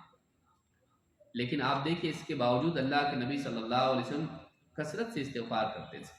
ایک طالب علم کے لیے بھی اس کو اپنا شعار بنانا چاہیے۔ وہ اس بھرم میں نہ رہے کہ میرے پاس بہت علم ہے، میں علمی میدان میں ہوں، میں بہت کوششیں کرتا ہوں، رات دن ریسرچ میں ہوں، ریسرچ ڈپارٹمنٹ میں ہوں۔ دھوکے میں نہ رہے۔ بعض گناہ ایسے ہوتے ہیں کہ انسان کو احساس بھی نہیں ہوتا ہے۔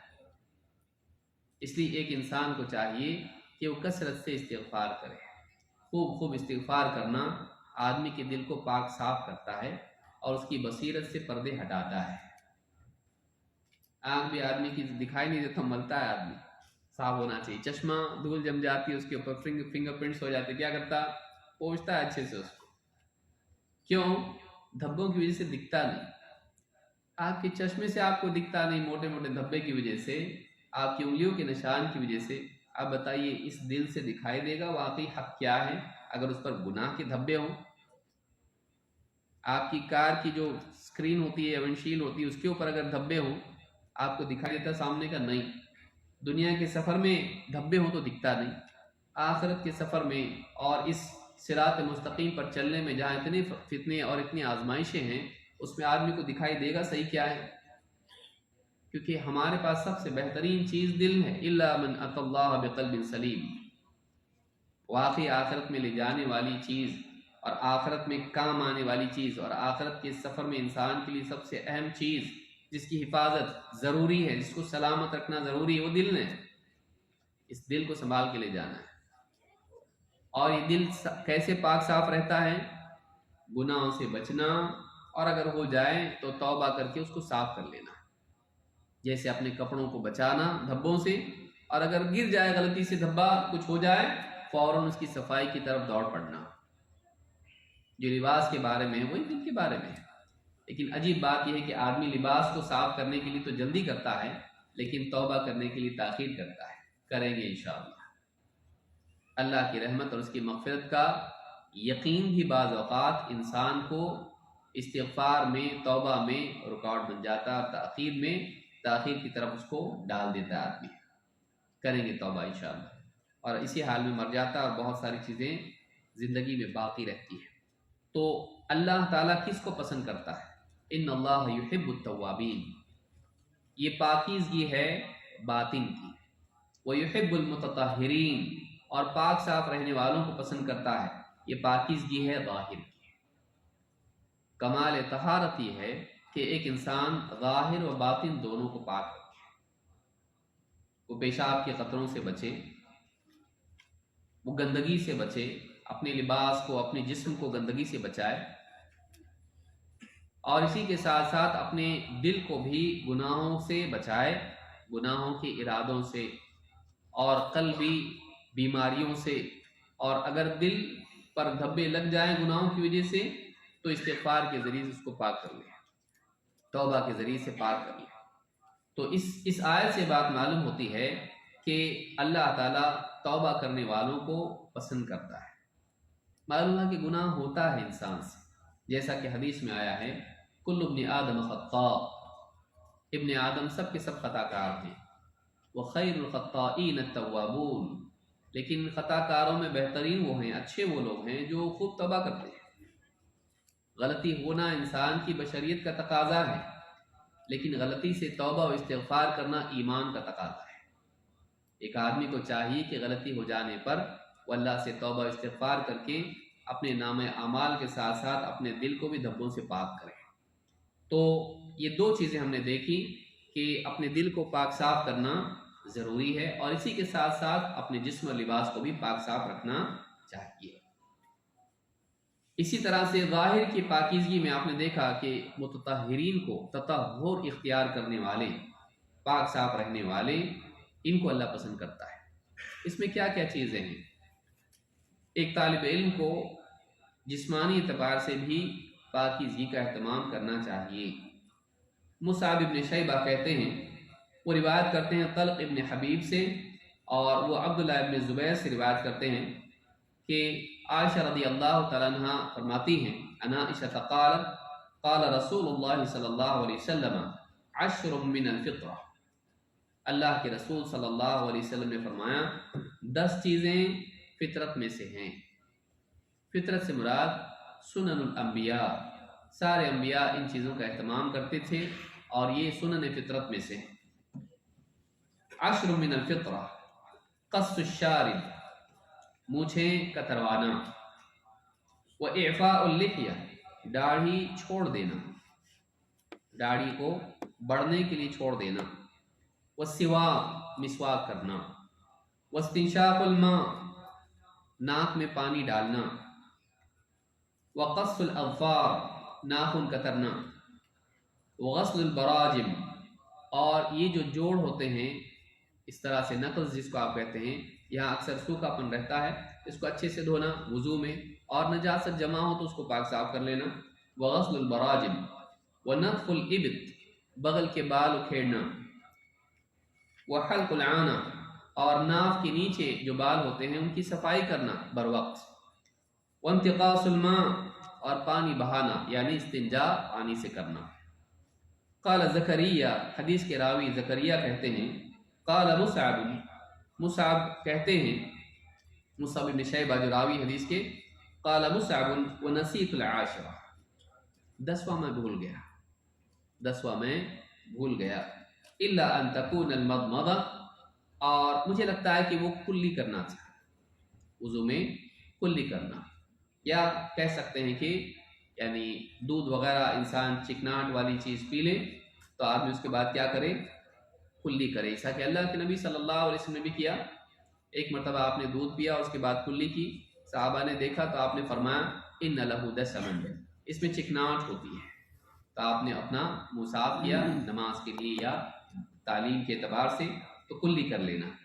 زاد قتیبہ، قتیبہ کہتے ہیں، قال وکیع، وکیع اس حدیث کے راوی ہیں جو تھوڑی دیر پہلے ان کا ذکر آیا تھا، کہتے ہیں انتقاص الماء یعنی الاستنجاء، پانی بہانا، انتقاص الماء جس کو آپ کہتے ہیں، اس سے مراد استنجا ہے، استنجا کرنا، یعنی پیشاب پاخانے کے بعد میں اس کی پانی سے صفائی کر لینا۔ تو یہ ساری چیزیں جن کا اہتمام ایک طالب علم کو کرنا چاہیے۔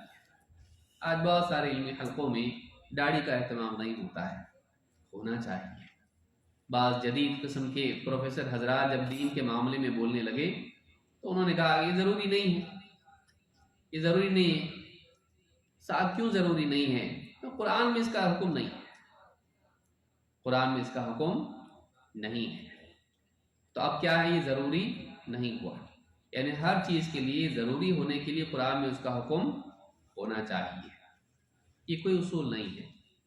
اللہ تعالیٰ نے کہا قل اطیعوا اللہ والرسول، اے نبی آپ کہیے اللہ کی فرما برداری کرو، اس کے رسول کی فرما برداری کرو۔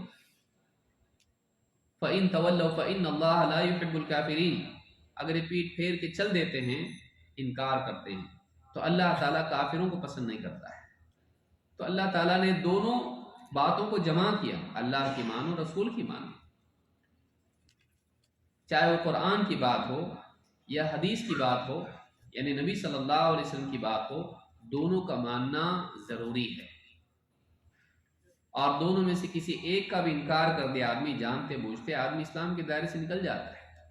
رسول صلی اللہ علیہ وسلم کی بات کا انکار کرنا یہ انسان کو اسلام کے دائرے سے نکال دیتا ہے، لہذا بہت ضروری ہے کہ آدمی اس طرح کی غلطی نہ کرے۔ تو طالب علم کو چاہیے کہ ظاہری اعتبار سے پاکیزگی کا اہتمام کرے، 40 دن گزرنے سے پہلے صفائی کر لے، بغلوں کی اور ناف کے نیچے بالوں کو صاف کر لے۔ بعض لوگ اس میں وقت نکل جاتا ہے، احساس نہیں رہتا ہے، صفائی ہونی چاہیے. 40 دن کی اس کے لیے مدت ہے، اس سے زیادہ ایکسیڈ نہیں کرنا چاہیے. بلکہ جہالت یہ کہ بعض اوقات لوگ رمضان میں پوچھتے ہیں 40 دن سے زیادہ ہوئے روزہ ہوتا کہ نہیں ہوتا، روزہ رکھوں یا نہیں رکھوں، ہوگا کہ نہیں ہوگا. اس طرح کی چیزیں ہیں کہ مسلمان کو اتنا یعنی اس معاملے میں لاپرواہ ہونا ٹھیک نہیں ہے، خصوصاً طالب علم. اسی طرح سے ناخن کترنا یا اسی طرح سے یعنی صفائی کرنا، وضو کا کمال درجے میں اہتمام کرنا، یہ ساری چیزیں، ناک میں پانی دینا، کلی وغیرہ کرنا، اس طرح کی جتنی چیزیں موٹی موٹی باتیں ہیں لیکن یہ ایسی چیزیں جو بہت اہم ہیں، ان کا اہتمام ایک طالب علم کو کرنا چاہیے، جن میں سے مسواک بھی ہے. تو یہ ساری چیزیں جو ہیں یہ طہارت ہیں، ظاہری طہارت سے یہ چیزیں جڑی ہوئی ہیں، اس کو سنن فطرت کہتے ہیں.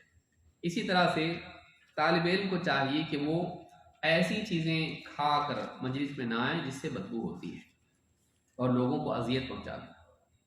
اس میں ایسے عطر بھی شامل ہے کہ جس سے لوگوں کا سر درد ہونے لگے.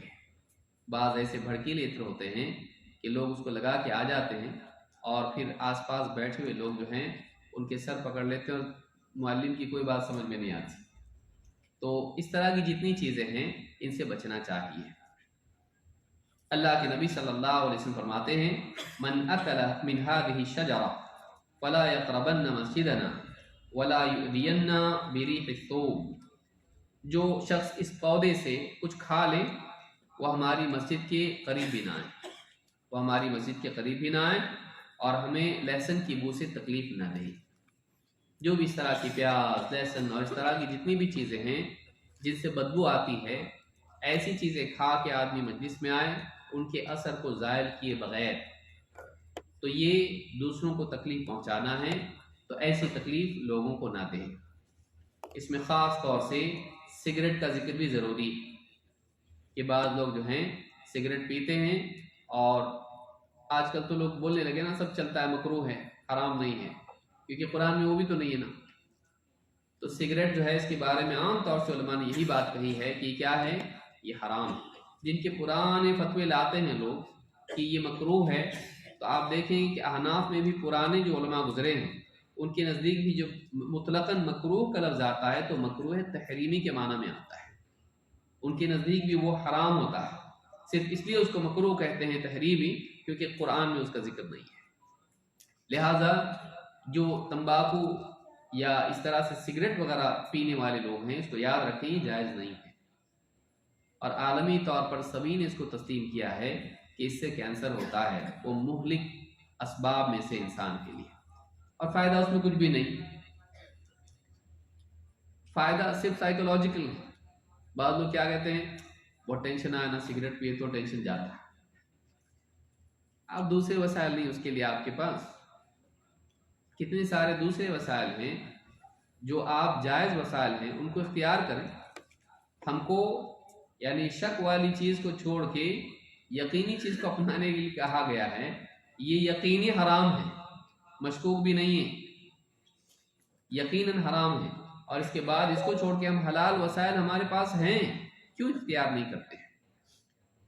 تو سگریٹ وغیرہ سے بہت سارے نقصانات ہیں، اس کا ذکر کرنے کا مقام نہیں ہے.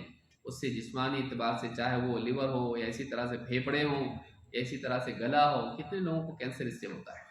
اس سے بچنا چاہیے. بعض لوگوں کے لیے عادت بن جاتی ہے، چھوڑنا مشکل ہوتا ہے. بعض اوقات یہ ہوتا ہے کہ ہم باقی چیزیں چھوڑیں گے لیکن سگریٹ نہیں چھوڑیں گے. چھوڑنا چاہیے، یہ جائز نہیں ہے. تو جو بدبودار چیزیں کھاتا ہے وہ ہماری مسجد کے قریب نہ آئیں اور ہمیں اس کی بدبو سے تکلیف نہ دے. تو معلوم ہوا کہ یہ بھی مسلمان کو اذیت پہنچانے میں ہے کہ ایک انسان بدبودار چیزیں کھا کے مجلس میں آئے اور لوگوں کو تکلیف پہنچائے. تو اس حدیث کو امام مسلم نے روایت کیا ہے. تو ظاہر و باطن کی پاکیزگی، جسم و لباس کی پاکیزگی، حتیٰ کہ بدبو کے اعتبار سے بھی نظافت، اس کا اہتمام ایک طالب علم کو کرنا چاہیے، خصوصاً جب وہ دینی مجالس میں آئے. جب وہ دینی مجالس میں آئے ان چیزوں کا اہتمام و انتظام اس کو کرنا چاہیے. چلیے آگے بڑھتے ہیں. باب نمبر 8، خشوع و خشیت کا التزام. خشوع تعظیم کو کہا جاتا ہے، وخشعت الاصوات للرحمن، آوازیں رحمان کے لیے قیامت کے دن پست ہو جائیں گی۔ اپنے مزاج میں پستی، عاجزی رکھنا، اللہ کے آگے اپنے آپ کو چھوٹا کر دینا، اللہ کی عظمت کے احساس سے جھکاؤ زندگی میں پیدا ہو جانا، یہ خشوع ہے۔ اور خشیت اللہ کے خوف کا نام ہے، اللہ سے ڈرنا۔ تو دل میں اللہ کی تعظیم ہونا چاہیے اور اللہ کا خوف بھی ہونا چاہیے۔ بعض اوقات انسان کسی سے ڈرتا ہے لیکن نفرت کے ساتھ، اللہ کا خوف ایسا نہیں ہوتا ہے۔ اللہ کا خوف اس کی محبت کے ساتھ ہوتا ہے۔ دل میں اللہ کی عظمت کی وجہ سے، اللہ کی بڑائی کے احساس کی وجہ سے آدمی اللہ سے ڈرتا ہے۔ تو وہ خوف نہیں ہوتا ہے جب کسی سے اس اعتبار سے آدمی ڈرتا ہے کہ اس کو پسند نہیں کرتا ہے، کوئی ظالم و جابر ہوتا ہے آدمی اس سے ڈرتا ہے، لیکن یہ خوف محبت سے عاری ہوتا ہے، یہ نفرت کے ساتھ ہوتا ہے، اس کی تعظیم کی وجہ سے نہیں ہوتا ہے۔ دل میں اس کی تحقیر ہوتی ہے لیکن خوف بھی ہوتا ہے۔ اللہ والا خوف ایسا نہیں ہوتا ہے۔ اللہ والا خوف محبت کے ساتھ ہوتا ہے اور اللہ کی تعظیم کے ساتھ ہوتا ہے۔ اسی لیے عبودیت کے 3 بنیادی ارکان آپ اس کو کہہ سکتے ہیں۔ عبودیت میں بندگی جس کو آپ کہتے ہیں، ابن قیم نے بھی اس کو ذکر کیا ہے، اور اسی طرح سے ابن کثیر نے بھی ایاک نعبد و ایاک نستعین کی تفسیر میں اس کو ذکر کیا ہے۔ عبودیت میں 3 چیزیں بنیادی طور پر ہوتی ہیں۔ بندگی اختیار کرنے میں 3 چیزیں ہوتی ہیں۔ غایت درجے کی اللہ سے محبت، کمال درجے کی محبت، کمال درجے کا خوف، اور کمال درجے کا خشوع، پستی۔ بلکہ عبودیت میں بھی پستی کا معنی پایا جاتا ہے۔ طریق معبد ایسے راستے کو کہتے ہیں جو چل چل چل کے سپاٹ ہو جائے۔ آپ دیکھیں گاؤں دیہات میں بعض اوقات کوئی راستہ بند ہو تو لوگ گھاس میں سے چل چل کے، وہ گھاس دبتے دبتے دبتے گھاس غائب ہو جاتی ہے، تو چل چل کے اس میں پستی پیدا ہو جائے، اس طرح سے اگر ہو تو یہ کیا ہے؟ یہ عبودیت کا معنی ہے۔ تو خشوع میں یہی بات ہوتی ہے، اللہ کی تعظیم کی وجہ سے انسان میں جھکاؤ پیدا ہو جائے۔ خشعن ابصارہم، ان کی نگاہیں پست ہوں گی۔ تو پستی کا معنی اس میں پایا جاتا ہے اللہ کی تعظیم کی وجہ سے۔ اللہ کی تعظیم کمال درجے میں، اور پستی مزاج میں، اور اللہ کا خوف کمال درجے میں، اور اللہ کی محبت کمال درجے میں۔ یہ 3 چیزوں کو آپ جمع کر لیں، ایک ساتھ یہ جمع ہو جائیں، اس کا نام بندگی ہے۔ یہ بندگی کی اصل ہے، باقی سارے اعمال اس سے نکلتے ہیں۔ اگر وہ ان جذبات سے عاری ہوں، کہیں نہ کہیں بندگی میں خلل ہے، چاہے وہ نماز ہو، چاہے وہ روزہ ہو، چاہے وہ تلاوت ہو، ذکر ہو، چاہے وہ دعا ہو، جتنے بھی اعمال ہیں ان میں یہ چیز ہونی چاہیے، کمال درجے کی محبت، کمال درجے کا خوف، اور کمال درجے کا خشوع۔ یہ تینوں چیزیں جمع ہوں تو یہ کیا ہے؟ یہ بندگی ہے۔ تو اللہ تعالیٰ کا خوف دل میں ہونا ضروری ہے، اور اللہ کی بات کی، اللہ کی ذات کی تعظیم، اللہ کی بات کی بھی تعظیم ہے، دل کے اندر عظمت کا احساس ہو۔ طالب علم کے لیے ہونا چاہیے، یہ نہیں ہو کہ خالی معلومات جمع کر رہا ہے، ہسٹری سیکھ رہا ہے، جغرافی سیکھ رہا ہے، میتھ سیکھ رہا ہے، اور اسلامیات سیکھ رہا ہے، اسلامیات۔ اس طرح سے آدمی اسلام کی معلومات کو بھی باقی معلومات کے ساتھ ایک معلومات کا مجموعہ سمجھنے لگے۔ علم وہ نہیں ہے، علم کی تعظیم ہونا چاہیے۔ کیوں؟ یہ اللہ والا علم ہے، اللہ کی بات کی تعظیم ہونی چاہیے، رسول صلی اللہ علیہ وسلم کی بات کی تعظیم ہونی چاہیے۔ تو اللہ کا خوف اگر نہ ہو تو علم نفع نہیں دیتا ہے۔ ھدی للمتقین، یہ قرآن ہدایت ہے، رہنمائی ہے متقین کے لیے، اللہ سے ڈرنے والوں کے لیے، اور بچنے کا مزاج رکھنے والوں کے لیے۔ بھائی وہاں سے مت جاؤ، وہاں چور ہوتے ہیں، کچھ نہیں ہوتا، چلو۔ جب آدمی کسی کی نصیحت نہیں مانتا، کیوں؟ نقصان کا خوف اس کو نہیں ہوتا ہے، اندیشوں میں وہ نہیں جیتا ہے۔ جو اندیشوں میں جیتا ہے وہ ڈاکٹر بولتا ہے ایسا کریں گے نقصان ہو جائے گا، اچھا ٹھیک ہے، بچتا ہے۔ پھر کوئی چائے لا کے دے گا، شکر ہے؟ نہیں، ہاں ٹھیک ہے، نہیں پیوں گا۔ کیوں نہیں پیوں گا؟ شکر۔ قرآن میں منع ہے، ڈاکٹر نے منع کیا ہے، پھر وہاں قرآن کی دلیل نہ بھی ہو تب بھی مانتا ہے. حدیث میں آیا ہے کیا شکر کھانا منع ہے، اب وہاں کوئی نہیں بولتا اس کو اللہ کے حلال کو کیوں حرام کر رہے ہیں، کہ نقصان ہوگا بھائی. کون بولا آپ کو؟ فرشتہ آگے بتایا، ڈاکٹر صاحب بولے احتیاط کرتا ہے آدمی. جس کے ذہن میں نقصان کا ڈر ہوتا ہے وہ آدمی نصیحت کو آسانی سے مان لیتا ہے. اس کو ہلاک نہیں ہونا ہے تو ڈاکٹر کی بات برابر مانتا ہے. تو اللہ کی بات آدمی مانے، اس کے لیے ضروری ہے کہ انجام کا خوف اس کو کیا ہو سکتا ہے نہیں ماننے پہ. تو یہ ڈر اگر آدمی کے اندر نہ ہو تو نصیحت فائدہ نہیں دیتی ہے. اللہ تعالیٰ فرماتا ہے انما یخشى اللہ من عبادہ العلماء ان اللہ عزیز الغفور. یقیناً اللہ کے بندوں میں وہی لوگ اللہ سے ڈرتے ہیں، خشیت رکھتے ہیں جو علم والے ہیں. یقیناً اللہ تعالیٰ زبردست غلبے والا ہے اور مغفرت کرنے والا ہے. اس آیت سے معلوم ہوتا ہے کہ واقعی علم خشیت پیدا کرتا ہے. علم وہی ہے جو دل میں خشیت پیدا کرے. جو علم دل میں خشیت پیدا نہ کرے، چاہے وہ اپنی ذات میں علم ہو لیکن اس کے لیے علم نہیں، بس معلومات بن گیا ہو، معلومات کا ڈھیر ہے اس کے لیے، اس سے وہ فائدہ اس کو نہیں ہوگا جو ہونا چاہیے. ایک ہی مجلس میں کوئی آدمی بات سن رہا ہے، اس کا دل، اس کی عظمت دل میں دین کے لیے، اللہ کا خوف اس کے دل میں، وہی بات اس کے دل پر جو اثر کرتی ہے وہ دوسرے کے دل پہ اثر نہیں کرتی. بات تو وہی ہے لیکن اثر کیوں نہیں ہوا؟ اس پر اثر ہوا، اس پہ کیوں نہیں؟ خطبہ ایک سن رہا ہے، اس خطبے میں ایک آدمی رو رہا ہے اور ایک آدمی بیٹھا موبائل چیک کر رہا ہے، کوئی بیٹھا پنکھے گن رہا ہے، کوئی بیٹھا بس سوچ رہا ہے کہ کب ختم کریں گے، اتنا لمبا کر دیا انہوں نے، مجھ کو جانا ہے. ایک ہی بات ہے لیکن دلوں کا حال الگ ہے. آدمی اپنے قلب کی استعداد کے بقدر علم سے انتفاع کرتا ہے. عیب دل میں ہوتا ہے، اس عیب کو آدمی اگر دور کر لے تو پھر ایک چھوٹا بچہ بھی اگر کھڑا ہو کے حدیث پڑھ لے تو رونا آ جائے، اس کو دل میں احساس ہو جائے، کیونکہ وہ بولنے والے کو نہیں دیکھ رہا ہے، وہ بات دیکھ رہا ہے، اللہ اور اس کے رسول کی بات ہے. کیونکہ اس کے دل میں پہلے سے اللہ اور اس کے رسول کی بات کی تعظیم ہے، تو پھر چاہے ایک بچہ بھی گھر میں کوئی حدیث پڑھ رہا ہو اس کے دل پر اثر ہوگا، کیونکہ تعظیم ہے اللہ اور اس کے رسول کی. یہ اگر زندگی سے نکل جائے، دل سے نکل جائے، پھر بڑے سے بڑا عالم بھی بول دے تو اس کے لیے کوئی اثر کی بات نہیں ہوگی. لہٰذا علم سے واقعی فائدہ اٹھانے کے لیے ضروری ہے کہ انسان کا دل اللہ کی خشیت سے معمور ہو، اللہ کے خوف سے، اللہ کی عظمت سے اس کا دل منور ہو. اللہ تعظیم کے بغیر انتفاع نہیں ہوتا ہے. دینی مجالس، علم دین، دینی کتب، دینی خطابات انٹرٹینمنٹ کا ذریعہ نہیں ہے،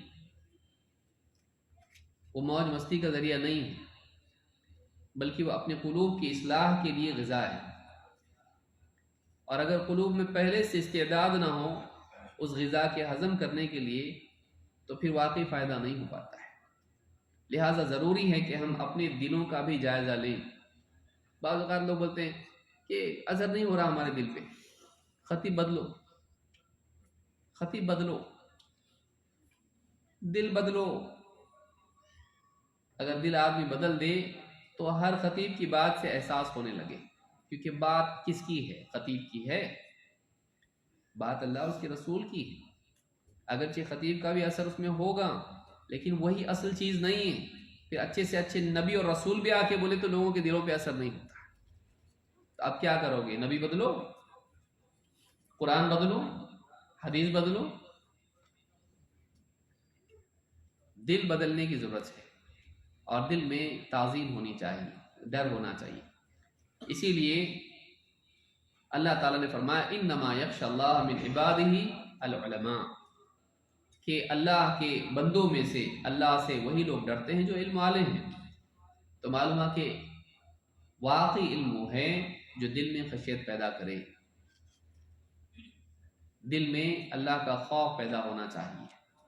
اور دل میں یہ چیز اگر نہیں ہے تو پھر انسان معلومات کے باوجود بھی، حق کو جاننے کے باوجود بھی دین میں تحریفات، لوگوں کی گمراہی اور من مانے فتوے، اس طرح کی ساری چیزوں کا شکار ہو کر رہ جائے گا۔ تو جو علم خشیت سے عاری ہو وہ مکر بن جاتا ہے، تحریفات کا شکار ہو کر رہ جاتا ہے۔ ابن مسعود رضی اللہ تعالیٰ عنہ کہتے ہیں انہوں نے کہا لیس العلم عن کثرت الحدیث ولكن العلم عن کثرت الخشیہ۔ امام ابن کثیر نے اپنی تفسیر میں اس کو ذکر کیا ہے کہ علم بہت ساری باتیں کرنے کا نام نہیں ہے، یا بہت ساری حدیثیں بیان کرنے کا نام نہیں ہے۔ بہت ساری حدیثیں اتنے طرق سے اس کو یاد ہیں، اصل چیز یہ نہیں ہے، اگرچہ مطلوب ہے، لیکن علم بہت ساری حدیثوں کے یا بہت ساری باتوں کے جاننے کا نام نہیں ہے، بلکہ وَلَكِنَّ الْعِلْمَ عَنْ كَثْرَةِ الْخَشْيَةِ، بلکہ علم اللہ سے خوب ڈرنے کا نام ہے۔ اس معلومات کا کیا فائدہ جس کا اصل مقصد ہی فوت ہو جائے۔ ایک انسان کو معلومات ہے یہ کھانے سے یہ ہوتا ہے، یہ کھانے سے یہ ہوتا ہے، یہ کھانے سے یہ نقصان ہے، یہ کھانے سے یہ فائدہ ہے، لیکن آدمی اس کے اندر انجام کا خوف ہی نہ ہو، احساس ہی نہ ہو کہ کیا کرنا چاہیے، واقعی ذمہ داری کا احساس نہیں ہے اس علم کے تعلق سے یا اپنی ذات کے تعلق سے، ایسا آدمی اس سے فائدہ نہیں اٹھائے گا۔ لہٰذا علم سے واقعی فائدہ اٹھانے کے لیے ضروری ہے کہ انسان کے دل میں انجام کا خوف ہو۔ انجام کا خوف انسان کو صحیح راستے پر باقی رکھتا ہے۔ جو انسان اپنے انجام کو فراموش کر کے زندگی گزارتا ہے، اس کو ہرگز بھی اس کا احساس نہیں ہوتا میرا انجام کیا ہوگا، ایسا آدمی غلط راستے پر جاتا ہے۔ منزل سے محرومی کا ڈر انسان کو راستے کی تحقیق اور راستے پر ثبات کی توفیق دلاتا ہے۔ جو آدمی اس کو پرواہ نہیں، کہیں بھی پہنچو بھائی، تو پھر وہ کہیں بھی جائے کوئی مسئلہ نہیں۔ جس کو منزل پہ پہنچنا ہی نہیں ہے، پھر وہ کہیں بھی جائے کوئی مسئلہ نہیں، راستہ پوچھنے کی بھی ضرورت نہیں کہاں جاتا۔ لیکن جو آدمی واقعی منزل پہ پہنچنا چاہتا ہے، محروم نہیں ہونا چاہتا ہے، تو ایسے آدمی کے لیے ضروری ہے کہ وہ ہر راہ پر پوچھے وہ یہ رستہ جاتا نا، کیوں؟ اس لیے کہ اس کو ڈر ہے کہیں میں غلط نہ چلا جاؤں۔ تو جس کو غلط جانے کا خوف اور منزل سے محروم ہونے کا خوف نہ ہو، وہ ہدایت پر باقی نہیں رہتا ہے۔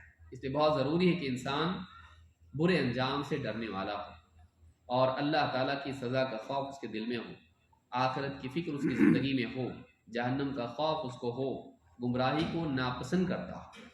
اگر ایسا نہیں ہے اور یہ ڈر نہیں ہے تو آدمی دنیا میں کہیں بھی جائے، اس کو کتنی بھی نصیحت کی جائے فائدہ نہیں ہوتا ہے۔ تو ہم یہی روک دیں گے، انشاءاللہ مزید باتیں ہم نماز کے بعد اس سلسلے کو جاری رکھیں گے۔ اقول ھذا واستغفر اللہ لی ولکم۔ اللہ تعالیٰ شیخ محترم کو جزائے خیر عطا فرمائے، تمام نصیحتوں پر اللہ تعالیٰ ہم سب کو عمل کرنے کی توفیق دے۔ ایک تنبیہ ہے، اور یہ تنبیہ کوئی نئی نہیں ہے، پرانی ہی ہے، اس سے پہلے بار بار ہم کر چکے ہیں اور کرتے رہتے ہیں۔ اور تنبیہ یہ ہے کہ جب آپ مسجد میں داخل ہوں تو 2 رکعت نماز پڑھنے کے بعد بیٹھیں۔ میں نے دیکھا کچھ لوگوں نے پڑھا الحمدللہ، لیکن اکثر کو ہم نے دیکھا کہ آئے اور بیٹھ گئے مسجد کے اندر۔ اللہ کے رسول صلی اللہ علیہ وسلم کے حدیث اذا دخل احدکم مسجد فلا یجلس حتی یرکع رکعتین، جب تم میں سے کوئی مسجد میں آئے تو 2 رکعت پڑھے بغیر نہ بیٹھے۔ یہ مسجد کا پروٹوکول ہے، یہ مسجد کے آداب میں سے ہے۔ جیسے آپ کسی سے ملاقات کرتے ہیں، پہلے سلام کرتے ہیں، پھر اس کے بعد گفتگو کرتے ہیں، اسی مسجد کے آداب میں سے ہے کہ جب مسجد میں داخل ہوں تو 2 رکعت پڑھنے کے بعد بیٹھیں۔ مجلس چل رہی ہے، علم کی مجلس ہے، تربیتی مجلس چل رہی ہے، یہی ساری چیزیں سکھائی جاتی ہیں کہ جو کچھ ہم سنیں اس کے اوپر عمل کریں۔ اللہ یہ کہ اگر آپ مسجد کے آتے ہی میں ہیں اور حمام بھی ادھر ہی آپ وضو کرنے کے لیے گئے پھر آ گئے تو اس میں کوئی مسئلہ نہیں ہے، لیکن اگر آپ باہر سے آ رہے ہیں اور مسجد میں داخل ہو رہے ہیں تو ایسی صورت میں 2 رکعت پڑھنے کے بعد ہی انسان کو بیٹھنا چاہیے۔ نبی صلی اللہ علیہ وسلم کی تعلیم ہے۔ اللہ رب العالمین ہم سب کو عمل کرنے کی توفیق آمین۔ جزاکم اللہ خیر۔ نماز کے فوری بعد انشاءاللہ پھر شیخ کا درس شروع ہوگا۔ آپ لوگ وضو کریں اور کچھ تھوڑا سا، اور بہت سارے ہمارے بھائی لوگ سوتے رہتے تھے، بھئی اگر نیند آئے جگہ چینج کر دیں آپ، ہے کہ نہیں ہے، جگہ چینج کر دیں، بیٹھے ہیں تو آپ کھڑے ہو جائیں، کتنی پیاری اور قیمتی باتیں آپ سے میری ختم ہو جاتی، سن نہیں پاتے ہیں، اس کا فائدہ نہیں ہو پاتا ہے۔ تو اس لیے اللہ تعالیٰ جو ہے جزائے خیر دے آپ لوگوں کو، جب نیند آئے تو جگہ آپ چینج کرتے ہیں بھائی، ہے کہ نہیں ہے؟ آپ بیٹھے ہیں جو کھڑے ہو جائیں، اور ٹیک لگائیں تو ٹیک مت لگائیں۔ بہت سارے نوجوانوں کو دیکھ رہا ہوں، بوڑھوں زیادہ وہ لوگ ٹیک لگائے ہوئے ہیں۔ جی جی ہاں بھائی، پانی دیا گیا، چائے بھی تقسیم ہوگی انشاءاللہ، اور جو ہے نیند بھگانے والی چیزیں تقسیم ہوگی، لیکن یہ سب ظاہری چیزیں ہیں، شیخ وہی بتا رہے ہیں نا، یہ سب ظاہری چیزیں، اصل دل کی پاکیزگی اور دل کی طہارت ہے۔ اگر دل میں خوف ہو تو یہ انسان کو نیند وغیرہ نہیں آئے گی، انسان غور سے سنے گا اس کو۔ بہرحال اللہ تعالیٰ ہم سب کو توفیق دے۔ جزاکم اللہ خیر، والسلام علیکم ورحمۃ اللہ وبرکاتہ۔